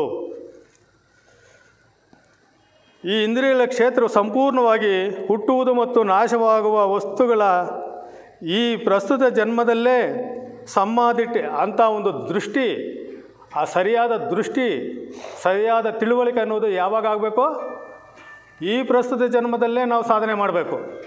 ಕೊಂಡ ನನಗೆ ಹಂಗಾಯಿತು, ಕೇಳಿದ ತಕ್ಷಣ ದೃಷ್ಟಿ ಬಂದುಬಿಡ್ತು. ಇನ್ನು ಯಾರಿಗೂ ಆಗಲಿ, ದೇವತೆಗಳಿಗೂ ಆಗಲಿಲ್ಲ, ಇನ್ನು ಅಲ್ಲಿದ್ದ 4 ಜನಕ್ಕೂ ಆಗಲಿಲ್ಲ, ಮತ್ತು ಅನೇಕ ಜನ ಬೋಧನೆಗಳು ತಿಳ್ಕೊಂಡ್ರು, ಅವ್ರಿಗೂ ಆಗಲಿಲ್ಲ. ಅನೇಕ ಜನರಿಗೆ ಆಗಿತ್ತು ಒಂದೇ ಜನ್ಮದಲ್ಲೇ. ಎಂದರೆ ಪರಿಪೂರ್ಣ ತಿಳುವಳಿಕೆ ಉಂಟಾಗಲು ಸಾಧ್ಯವಿದೆ. ಇದೇ ಕೊಂಡ ನನಗೆ ಆ ಕ್ಷಣದಲ್ಲಿಯೇ ಆದ ಜ್ಞಾನೋದಯ. ಇದೇ ಪರಿಪೂರ್ಣ ವಿವೇಕ. ಅವನಿಗಾಗಿದ್ದು ಪರಿಪೂರ್ಣವಾದಂಥ ವಿವೇಕ. ಇದನ್ನು ನಾವು ಆಳವಾಗಿ ಚಿಂತನೆ ಮಾಡಿಕೊಂಡು ತಿಳಿದುಕೊಳ್ಳಬೇಕಾದ ವಿಚಾರ. ಇದನ್ನೇ ನಾವು ತಿಳ್ಕೊಳ್ಬೇಕಾದ್ರೆ ವಿಚಾರ. ಇನ್ನು ಲಾಸ್ಟ್ಗೆ ಇನ್ನು 2 ನಿಮಿಷ ಅಷ್ಟೇ. ಆ ಟೈಮ್ ಇದ್ದಾಗ ಬೇಕಾದರೆ ಇನ್ನೊಂದು ಸಲ ಇದನ್ನು ಡೀಪಾಗಿ ಹೋಗೋಣ. ಇದು 3ನೇದಾಯಿತು. 3ನೇದಾದಮೇಲೆ 4ನೇದು, ಇದನ್ನೆಲ್ಲ ತಿಳ್ಕೊಳ್ಳೋದಕ್ಕೆ ಒಂದು ದಾರಿಯೂ ಇದೆ ಅಂತ ತೋರಿಸ್ತಾರೆ. ಗೌತಮ್ ಬುದ್ಧರು ಅಲ್ಲಿಗೆ ಹೇಳ್ಬಿಟ್ಟು ಬೋಧನೆ ಮಾಡಿಬಿಟ್ಟು ಬಿಟ್ಟು ಬಿಡಲಿಲ್ಲ. ಏನು ಹೇಳ್ತಾರೆ? ಒಂದು ಪಥ ಇದೆ, ದಾರಿ ಹೆಂಗೆ ಏರ್ಪಡುತ್ತೆ? ಈಗ ರೋಡ್ ಹೆಂಗಾಗಿದೆ ಇದು? ನಾವು ಹಳ್ಳಿಗಳಲ್ಲಿ ರೋಡ್ ಮಾಡಿರ್ತೀವಿ, ಕಾಲ್ದಾರಿಗಳಿರುತ್ತೆ. ಕಾಲ್ದಾರಿ ಹೆಂಗಾಗುತ್ತೆ ಅದು? ನಾವು ನಡೀತಾ ಹೋದರೆ ಏನಾಗುತ್ತೆ? ದಾರಿ ಆಗುತ್ತೆ. ನಾವು ನಡೀಲಿಲ್ಲ ಅಂದರೆ ದಾರಿ ಇಲ್ಲ, ಬರೀ ಭೂಮಿ ಇರುತ್ತೆ ಅಷ್ಟೇ. ನಾನು ಈ ಕಡೆ ಹೋಗ್ತೀನಿ, ಮತ್ತು ಇನ್ನೊಂದು ಸಲ ಇನ್ನೊಂದು ಕಡೆ ಹೋಗ್ತೀನಿ, ಇನ್ನೊಂದು ಕಡೆ ಹೋಗ್ತೀನಿ ಅಂದರೆ ದಾರಿ ಆಗಲ್ಲ. ದಾರಿ ಆಗಬೇಕಾದ್ರೆ ಅವರು ಏನು ಮಾರ್ಗದ ಸೂಚನೆ ಮಾಡಿದಾರೋ ಆ ಮಾರ್ಗದಲ್ಲಿ ನಾನು ನಡೀತಾ ಇದ್ದರೆ ದಾರಿ ಏರ್ಪಡುತ್ತೆ. ಆ ದಾರಿನಲ್ಲಿ ಸಲೀಸಾಗಿ ನಡೆಯುವುದಕ್ಕೆ ನಮಗೆ ಅನುಕೂಲ ಆಗುತ್ತೆ ಅಂತ. ಅದನ್ನೇ ಪಥ ಅಂತಾರೆ. ಅಷ್ಟಾಂಗ ಆರ್ಯ ಪಥ. ಏನೇನಿದೆ ಅದರಲ್ಲಿ? ಆ ಪಥದಲ್ಲಿ ನಡಿಬೇಕಾದ್ರೆ ದುಃಖ ನಿರೋಧಕ್ಕೆ ಒಯ್ಯುವ ಮಾರ್ಗದ ಆರ್ಯ ಸತ್ಯ ಯಾವುದು? ದುಃಖ ನಿವಾರಣೆಗೆ ಒಯ್ಯುವಂಥ, ಕರ್ಕೊಂಡು ಹೋಗುವಂತಹ ಆ ಪಥ ಯಾವುದು? ಆ ದಾರಿ ಯಾವುದು ಅಂದರೆ ಯಾವುದದು? 1ನೇದು, ಅದರಲ್ಲಿ 8 ವಿಷಯಗಳಿವೆ. 1ನೇದು ಸರಿಯಾದ ನಂಬಿಕೆ, ಸಮ್ಯಕ್ ದೃಷ್ಟಿ ಅಂತಾರೆ. ಸಮ್ಯಕ್ ದಿಟ್ಟಿ ಅಂತ ಪಾಲಿ ಭಾಷೆಯಲ್ಲಿ ಹೇಳ್ತಾರೆ. ಸಮ್ಯಕ್ ದೃಷ್ಟಿ, ಸರಿಯಾದ ನಂಬಿಕೆ ಅಥವಾ ಸರಿಯಾದ ತಿಳುವಳಿಕೆ ಅಂತ 2 ಹೇಳ್ಬೋದು. ಸರಿಯಾದ ತಿಳುವಳಿಕೆ ಇರಬೇಕು ನಮಗೆ.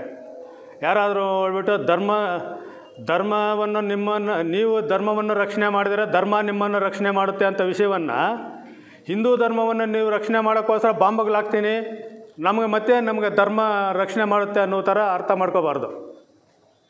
ಈಗ ಹಂಗೆ ತಾನೇ ಆಗಿರೋದು.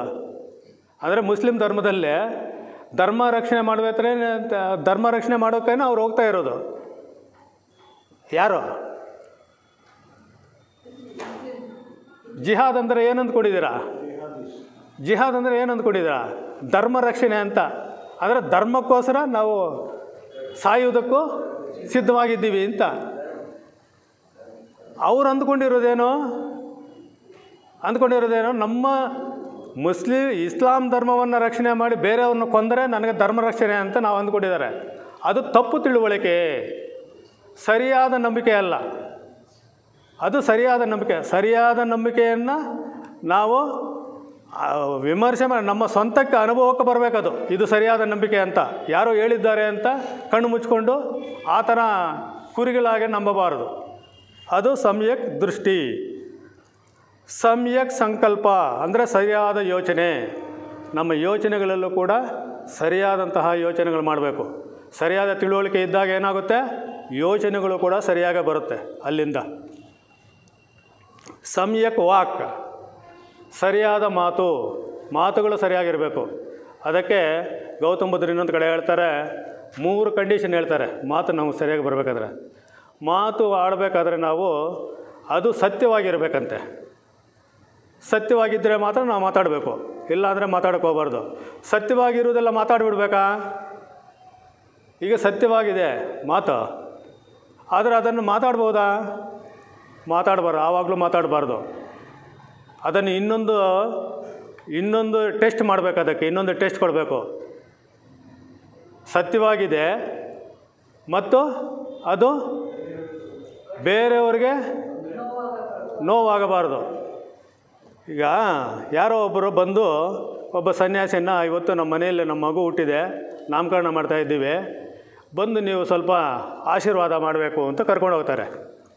ಹುಟ್ಟು ದಿವಸ ಆ ಸನ್ಯಾಸಿ, ಆತನು ಜ್ಞಾನವಂತನು ಸನ್ಯಾಸಿ, ಅಲ್ಲಿ ಹೋಗ್ಬಿಟ್ಟು ಆ ಹುಟ್ಟು ದಿವಸ ಆಚರಣೆ ಮಾಡ್ಕೊಳ್ತಾ ಇದ್ದಾರೆ. ಮಗು ಹತ್ರ ಹೋಗ್ಬಿಟ್ಟು ಏನಿದೆ ಇವತ್ತೆಲ್ಲ ನಾಳೆ ಹೋಗೋದೆ ಅಂದ್ಬಿಟ್ರೆ ಶಾಶ್ವತ ಏನಿದೆ ಇಲ್ಲಿ ಅಲ್ವಾ? ಎಲ್ಲ ಇವತ್ತೆಲ್ಲ ನಾಳೆ ಸಾಯುವುದೇ, ನೀವು ಸಾಯ್ತೀವಿ, ನಾವು ಈ ಮಗುವನ್ನು ಸಾಯುತ್ತೆ. ನಿಜಾನೇ ಅದು, ಆತನ ಹೇಳಿದ್ದೇನು ತಪ್ಪೇನಲ್ಲ, ನಿಜ ಅಲ್ವಾ ಹೇಳಿದ್ದು? ಸತ್ಯ ಹೇಳ್ತಾ ಇದ್ದಾನೆ. ಆದರೆ ಸತ್ಯವನ್ನು ಯಾರಿಗಾದ್ರೂ ನೋವಾಗುತ್ತೆ ಅದರಿಂದ ಅನ್ನೋದು ಪರೀಕ್ಷೆ ಮಾಡಬೇಕಾ ಬೇಡವಾ? ಪರೀಕ್ಷೆ ಮಾಡಬೇಕು. ಆವಾಗ ನೋವಾಗೋಗಿದ್ರೆ ಸತ್ಯ ಇದ್ದರೂ ಕೂಡ ಮಾತಾಡಬಾರ್ದು, ಮೌನವಾಗಿರಬೇಕು. ಮತ್ತು ಸತ್ಯವಾಗೂ ಇದೆ, ಹೇಳಿದ್ದು ಸತ್ಯವಾಗಿದೆ, ನೋವೂ ಕೊಡಲ್ಲ ಯಾರಿಗೂ. ಈಗ ನಾವೇನೇನೋ ಮಾತಾಡ್ತಾ ಇರ್ತೀವಿ, ಇಬ್ಬರು ಮಾತಾಡ್ತಾ ಇರ್ತೀವಿ, ಇನ್ನೊಬ್ಬರು ಬರ್ತಾರೆ, ಅವರೇನೋ ಹೇಳಬೇಕಾಗಿದೆ ವಿಷಯ, ನಿಜವಾದಂಥ ವಿಷಯನೇ, ಸತ್ಯವಾದ, ನಮಗೇನು ನೋವಾಗಲ್ಲ ಅದು ಹೇಳಿದರೆ. ಆದರೆ ಸಂದರ್ಭ ನಾವೇನೋ ವಿಷಯದಲ್ಲಿ ಮಾತಾಡ್ತಾ ಇರ್ತೀವಿ, ಆವಾಗ ಒಂದು ಮಧ್ಯದಲ್ಲಿ ಹೇಳೋದು, ಸ್ವಲ್ಪ ಇರಿ ನಾನೇನೋ ಮಾತಾಡಬೇಕು ಅನ್ನೋದು. ಆವಾಗ ನಾವೇನು ಹೇಳ್ತೀವಿ, ಸ್ವಲ್ಪ ತಿರಪ್ಪ ನೀನು, ನಾವೇನೋ ಇನ್ನೂ ಇಂಪಾರ್ಟೆಂಟ್ ಅಂದರೆ ಸಂದರ್ಭ ಸತ್ಯವಾಗಿ ಇರಬೇಕು, ಇನ್ನೊಬ್ಬರು ನೋವು ಕೊಡಬಾರ್ದು, ಮತ್ತು ಅದು ಅವಶ್ಯಕತೆ ಇದೆಯೇ ಅಂತ. ಆ ಸಂದರ್ಭದಲ್ಲಿ ಅದು ಅವಶ್ಯಕತೆ ಇದೆಯೇ, ಸಂದರ್ಭಾನುಸಾರ ಆ ಮಾತಾಡೋದಕ್ಕೆ ಯೋಗ್ಯವಾಗಿದೆಯೇ ಅದನ್ನು ತಿಳ್ಕೊಂಡ್ರೆ ಆವಾಗ ಯೋಗ್ಯವಾಗಿಲ್ಲ ಅಂದರೆ ಆವಾಗಲೂ ಮಾತಾಡಬಾರ್ದು, ಸಂದರ್ಭ ಇಲ್ಲ ಅಂದರೆ ಆವಾಗಲೂ ಮಾತಾಡಬಾರ್ದು. ಇಷ್ಟನ್ನು ನಾವು ಮನಸ್ಸಲ್ಲಿ ಇಟ್ಕೊಂಡ್ರೆ ಸರಿಯಾದ ಮಾತು ಬರೋದಕ್ಕೆ ಬಸವಣ್ಣವರ ನುಡಿದರೆ ಮುತ್ತಿನ ಆಹಾರದಂತಿರಬೇಕು ಇವೆಲ್ಲ ಇದೆ ನಮ್ಮಲ್ಲೆಲ್ಲ. ಈಗ ಸಮಯ ಇಲ್ಲದೆ ಇರೋದು ಅದೆಲ್ಲ ಉಲ್ಲೇಖ ಮಾಡ್ತಾ ಇಲ್ಲ, ಕಟ್ ಮಾಡಿ ನಾನು ಮುಂದಕ್ಕೆ ಹೋಗ್ತಾ ಇದ್ದೀನಿ. ಅಂದರೆ ಮಾತನಾಡುವಾಗ ಈ ಮೂರನ್ನು ನಾವು ಮನಸ್ಸಿನಲ್ಲಿ ಇಟ್ಕೊಂಡಿದ್ರೆ ನಮ್ಮಿಂದ ಹೊರಡ್ತಕ್ಕಂಥ ಮಾತುಗಳು ಸರಿಯಾಗೇ ಇರುತ್ತೆ. ಇನ್ನೊಂದು ಯಾವುದು? ಸರಿಯಾದ ಕ್ರಿಯೆ. ನಮ್ಮ ಕಾರ್ಯಗಳಲ್ಲಿ ಯೋಚನೆಗಳು ಸರಿಯಾಗಿದ್ದು, ನಮ್ಮ ತಿಳುವಳಿಕೆ ಸರಿಯಾಗಿದ್ದು, ಮಾತು ಸರಿಯಾಗಿದ್ದರೆ ಕ್ರಿಯೆಗಳೇನಾಗುತ್ತೆ? ಅದು ಸರಿಯಾದ ದಾರಿನಲ್ಲೇ ಹೋಗುತ್ತೆ. ಈಗಾಗಲೇ ನಾವು ಆ ಮಾರ್ಗದಲ್ಲಿ ನಡೀತಾ ಇದ್ದರೆ, ತಿಳುವಳಿಕೆಯಿಂದ ಯೋಚನೆಗಳಿಂದ ಆ ಮಾರ್ಗದಲ್ಲಿದ್ದರೆ ನಮ್ಮ ಕಾರ್ಯಗಳು ಕೂಡ ಅದೇ ದಾರಿನಲ್ಲೇ ಕರ್ಕೊಂಡು ಹೋಗುತ್ತೆ. ಪಥ ಈಗಾಗಲೇ ಏರ್ಪಾಡು ಆಗ್ತಾ ಇದೆ, ತಯಾರಾಗಿದೆ ಪಥ, ಅಂದರೆ ದಾರಿ ಸುಗಮ ಆಗಿದೆ ನಾವು ಆ ದಾರಿನಲ್ಲಿ ಹೋಗೋದಕ್ಕೆ. ಸರಿಯಾದ ಜೀವನೋಪಾಯ, ಜೀವನ ಮಾಡಬೇಕು. ಯಾವುದೊಂದೇ ಆದರೂ ವೃತ್ತಿಯನ್ನು ನಾವು ಕೈ ಹಿಡಿಬಾರ್ದು. ಅಂದರೆ ಏನಂತ ನಾವು ಮನಸ್ಸಲ್ಲಿ ಇಟ್ಕೊಂಡು ಹೋಗಬೇಕು, ಪ್ರಾಣಿ ಹಿಂಸೆ ಅದರಲ್ಲಿ ಆಗಿರಬಾರ್ದು, ಇನ್ನೊಬ್ಬರಿಗೆ ಹಿಂಸೆ ಅನ್ನೋದು ಅದರ ಕೊಡಬಾರ್ದು, ಮೋಸ ವಂಚನೆ ಇರಬಾರ್ದು. ಇದು ಸರಿಯಾದ ವೃತ್ತಿನಲ್ಲಿ ನಾವು ಮಾನವ ಸೇವೆಯನ್ನು ಮಾಡ್ಬೋದು. ಈಗ ಜವಳಿ ಅಂಗಡಿ ಅಂದ್ಕೊಳ್ಳೋಣ, ಅನೇಕ ಜನಕ್ಕೆ, ಸುಮಾರು 50% ಜನಕ್ಕೆ ಅದು ಕ್ಲಾತ್ ನೋಡಿ, ಅದರ ಕಲ್ಲರ್ ನೋಡಿ ನಾವು ಆಯ್ಕೆ ಮಾಡ್ತೀವಿ ಹೊರತು ಸರಿಯಾದ ಕ್ವಾಲಿಟಿ ಏನು ಅಂತ ನಮಗೆ ಯಾರಿಗೂ ಗೊತ್ತಿಲ್ಲ. ನಿಖರವಾದ ಬೆಲೆ ಯಾವುದು ಅಂತ ನಮಗೆ ಯಾರಿಗೂ ಗೊತ್ತಾಗಲ್ಲ. ಆ ನಿಖರವಾದ ಬೆಲೆ ಗೊತ್ತಿರೋದು ಯಾರಿಗೆ? ಆ ವೃತ್ತಿ ಮಾಡೋರಿಗೆ ಮತ್ತು ಅದರಲ್ಲಿ ಪಳಗಿದವ್ರಿಗೆ ಗೊತ್ತಾಗುತ್ತೆ ಅಷ್ಟೇ, ಬೇರೆಯವ್ರಿಗೆ ಗೊತ್ತಾಗೋದಿಲ್ಲ. ಅದು 10 ರೂಪಾಯಿದು 100 ರೂಪಾಯಿ ಕೇಳಿದ್ರೂ ಕೂಡ ಆಗ್ಬೋದಾ ಅಂತೀವಿ ಅಲ್ವಾ? ಆ ರೀತಿ ಸರಿಯಾದಂತಹ ವೃತ್ತಿಯನ್ನು ಆಯ್ಕೆ ಮಾಡ್ಕೊಳ್ಬೇಕು. ಹಿಂಸಾತ್ಮಕವಾದಂಥ ವೃತ್ತಿಗಳನ್ನು ಜೀವನ ಮಾಡೋದಕ್ಕೋಸ್ಕರ ಅಂಥ ವೃತ್ತಿಗಳನ್ನು ಆಯ್ಕೆ ಮಾಡ್ಕೋಬಾರ್ದು. ನಮ್ಮ ಯಾವಾಗಲೂ ಕೂಡ 2 ನಿಮಿಷದಲ್ಲಿ ಮುಗಿಸಿಬಿಡ್ತೀವಿ. ಸರಿಯಾದ ಪ್ರಯತ್ನ ಮಾಡಬೇಕು, ಸರಿಯಾದ ಅರಿವಿರಬೇಕು, ನಮಗೆ ಸರಿಯಾದಂಥ ಏಕಾಗ್ರತೆ, ಇವೆಲ್ಲ ನಾವು ನಮ್ಮ ಸಾಧನೆಯಲ್ಲಿ, ನಮ್ಮ ಧ್ಯಾನದಲ್ಲಿ ಮಾಡ್ತಕ್ಕಂಥ ವಿಚಾರಗಳು. ಇದನ್ನು ಯಾವ ರೀತಿ ನಾವು ಅನುಷ್ಠಾನಕ್ಕೆ ತರಬೇಕು? ಒಂದನೇದು ಅಂತರ್ದೃಷ್ಟಿ. ನಾನು ಹೇಳಿದ್ದೀನಲ್ಲ, ಒಂದೊಂದಕ್ಕೂ ಕೂಡ 3 ವಿಭಾಗಗಳಿದೆ ಅಂತ. 3 ವಿಭಾಗಗಳು ಯಾವುದ್ಯಾವುದು? ಅಷ್ಟಾಂಗ ಮಾರ್ಗವಿದೆ ಅಂತ ತಿಳ್ಕೊಳ್ತಕ್ಕಂಥದ್ದು ಒಂದು, ದುಃಖ ನಿವಾರಣೆಗೆ ಮಾರ್ಗ ಇದೆ ಅಂತ ತಿಳ್ಕೊಳ್ತಕ್ಕಂಥದ್ದು ಒಂದು. ಅಷ್ಟಾಂಗ ಮಾರ್ಗವು ದುಃಖದಿಂದ ಹೊರಗೆ ಬರುವ ದಾರಿಯಾಗಿದೆ, ಅದನ್ನು ಶ್ರೇಷ್ಠ ಮಾರ್ಗ ಅಥವಾ ಆರ್ಯ ಮಾರ್ಗ ಎಂದು ಕರೆಯಲಾಗಿದೆ. ಇದು ಒಂದನೇ ಒಳದೃಷ್ಟಿ. ಇನ್ನೊಂದು, ಈ ಮಾರ್ಗವನ್ನು ಅಭಿವೃದ್ಧಿಪಡಿಸಿಕೊಳ್ಳಬೇಕು. ಆ ಮಾರ್ಗದಲ್ಲಿ ನಡೀತಾ ಆ ಮಾರ್ಗ ಸುಗಮವಾಗಿ ನಡೆಯುವ ರೀತಿಯಲ್ಲಿ, ಸಲೀಸಾಗಿ ನಡೆಯುವ ರೀತಿಯಲ್ಲಿ ಅದನ್ನು ಆ ಮಾರ್ಗವನ್ನು ಅಭಿವೃದ್ಧಿಪಡಿಸ್ಕೋಬೇಕು ಅನ್ನತಕ್ಕಂಥದ್ದು ಎರಡನೇದು. ಅದು ನಮ್ಮ ಪ್ರಯತ್ನದಿಂದ ಬರುತ್ತೆ, ನಾವು ಅನುಸರಿಸೋದ್ರಿಂದ ಬರುತ್ತೆ. ಅದು ಬಂದ ಮೇಲೆ ನಮಗೆ ಇನ್ನೊಂದು ಅರಿವು ಬರಬೇಕು. ಏನಂತ? ಈ ಮಾರ್ಗವನ್ನು ಸಂಪೂರ್ಣವಾಗಿ ಅಭಿವೃದ್ಧಿಪಡಿಸಿಕೊಳ್ಳಲಾಗಿದೆ, ಈ ಮಾರ್ಗದಲ್ಲಿ ನಾನು ನಡೀತಾ ಇದ್ದೀನಿ. ನಡೀತಾ ಇಲ್ಲ ಅಂದರೆ ಇನ್ನೂ ಸಾಧನೆ ಮಾಡಬೇಕಾಗಿದೆ. ಆ ಎರಡರ ಅರಿವು ಕೂಡ ಇರಬೇಕು. ಅದು 3ನೇ ಒಳದೃಷ್ಟಿ. ಅವೆರಡೂ ಬಂದಾಗ ಈ ಅಷ್ಟಾಂಗ ಮಾರ್ಗದ ಒಂದು ಪರಿಪೂರ್ಣವಾದಂತಹ ಮಾರ್ಗದಲ್ಲಿ ನಡೆಯುವುದಕ್ಕೆ ನಮಗೆ ಅನುಕೂಲ ಆಗುತ್ತೆ. ಗೌತಮ ಬುದ್ಧರು ಬೋಧಿಸಿದಂಥ ಈ 4 ಚತುರಾರ್ಯ ಸತ್ಯಗಳು ಮತ್ತು ಅಷ್ಟಾಂಗ ಮಾರ್ಗ, ಇವುಗಳಲ್ಲಿ ನಮಗೆಲ್ಲರಿಗೂ ನಡೆಯುವುದಕ್ಕೆ ಪ್ರೇರಣೆ ಕೊಡಲಿ ಅಂತ ಹೇಳ್ತಾ ನನ್ನ ಮಾತುಗಳನ್ನು ಮುಗಿಸ್ತಾ ಇದ್ದೀನಿ. ನಮಸ್ಕಾರ. ಮನುಷ್ಯನ ಬೆಳವಣಿಗೆಗೆ ಬುದ್ಧರ ಬೋಧನೆಗಳು ಅನ್ನೋ ವಿಷಯದ ಬಗ್ಗೆ ಬುದ್ಧನ 4 ಸತ್ಯಗಳನ್ನು ತುಂಬ ವಿಶದವಾಗಿ, ತುಂಬ ಚೆನ್ನಾಗಿ ಉದಾಹರಣೆಗಳೊಂದಿಗೆ ತಮಗೆ ಇದುವರೆಗೂ ಹೇಳಿದ್ದಾರೆ. ಸಮಯದ ಅಭಾವದ ಕಾರಣ ಅವರಿಗೆ ಸ್ವಲ್ಪ ಬೇಗ ಮುಗಿಸಿ ಅಂತ ಹೇಳಬೇಕಾಗಿ ಬಂತು. ಈಗ ಅವರು ಹೇಳಿದ್ದ ವಿಷಯವನ್ನು ಸ್ವಲ್ಪ ಹಿಂದಿಯಲ್ಲಿ ನಮ್ಮ ನರವಾರೆ ಸಾಹೇಬರು ಮಾತಾಡ್ತಾರೆ. ಅದ ನಂತರ ಟೀ ಬ್ರೇಕ್ ಇರ್ತದೆ. बहुत ही बढ़िया आपने कन्नड़ भाषा में, मेरे को कुछ समझ में आ रहा था और कुछ ऊपर से उड़ रहा था, लेकिन फिर भी बहुत जो कुछ समझ में आया मैं बताऊंगा, लेकिन मात्र 2 मिनट, क्योंकि कारण क्या है कि समय सीमा है और 12 बजे हम चाय टी ब्रेक लेंगे. उसके बाद एक बहुत ही अच्छा लेक्चर है हमारे ब्रदर श्रीनिवास जी का, inner development of A theosophist, आंतरिक विकास थियोसॉफिस्ट से कैसे हो, क्या इफेक्ट होगा उसका आंतरिक विकास थियोसॉफिस्ट का, उसके बारे में हमको बताएंगे. 12:45 हम क्लोज़ करेंगे. देन लंच है. सनत सर से निवेदन है कि कौरी साहब को लंच करा के उनको घर छोड़ के आप फ्री हो जाएंगे. इतना मेरा रिक्वेस्ट है आपसे. उनको लंच कराने के बाद आप दोनों लंच करके, और तिवारी साहब को भी, क्योंकि उनके अक्षमता के कारण वो पधारे हैं, इसलिए उनको बहुत बहुत धन्यवाद. और मेरा इच्छा है कि वासुदेवा जी ने जो टॉक किया, हमारे एक फेमस थियोसॉफिस्ट हैं ब्रदर ऋषिकेश शरण, नाम सुना हो. बुद्धिज़्म में उनका पूरा जीवन उन्होंने खपा दिया है. मैं कभी कभी उनको लॉर्ड अशोक बोलता हूँ. तो उनकी एक बुक हमारे आई है, तो मैं उनको प्रेजेंट देना चाहता हूँ. गौरी साहब से, सनत सर से और श्रीनिवास सर से निवेदन है कि उनको एक किताब विक्रम लॉज उज्जैन की तरफ से गिफ्ट करें और इसको पढ़ें, अमल करें और लोगों को बताएं कि वाकई में बुद्ध क्या थे, उनके दुख के क्या कारण थे, उसके बारे में डिटेल इसमें काफ़ी कुछ है सर.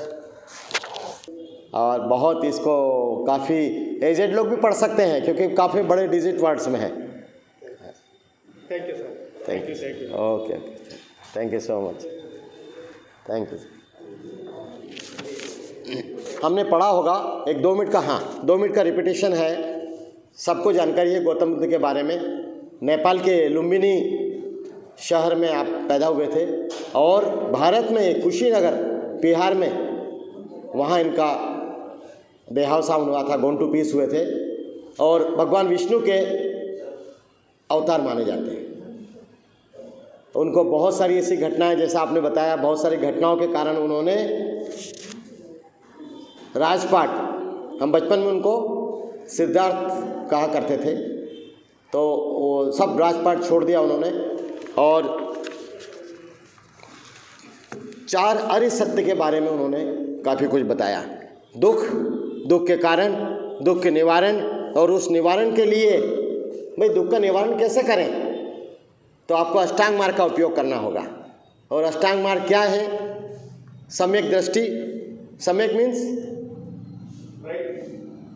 विजन, उचित दर्शन, क्लियर, एम आई राइट? उचित दर्शन, सम्यक दृष्टि, सम्यक संकल्प। आप सब जानते हैं क्या है सम्यक वचन? हमेशा जो कुछ बोलना सही बोलना और उसका पालन करना। यस, हमारे प्रभु श्री राम रघुकुल रीति सदा चली आई, प्राण जाए पर वचन न जाए। तो ये सम्यक वचन। उसके बाद सम्यक कर्म, सम्यक आजीविका। आपकी लिविंग स्टाइल ऐसी हो जो उचित हो, अनुचित कुछ न हो। सम्यक व्यायाम, व्यायाम को शामिल किया है उन्होंने अष्टांग मार्ग में।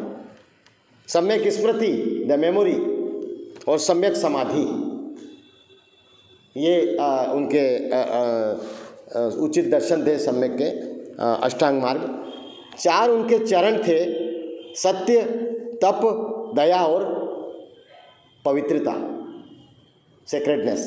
तो ये उनके 4 चरण थे। पंचशील, पंचशील पर बहुत कुछ लिखा है उन्होंने, इनकी बड़ी बड़ी किताबें पंचशील की। वो पंचशील क्या थे, क्योंकि डिटेल्स बताना बड़ा मुश्किल है, अभी समय सीमा है। अहिंसा, चोरी न करना, व्यभिचार से विरक्त रहना,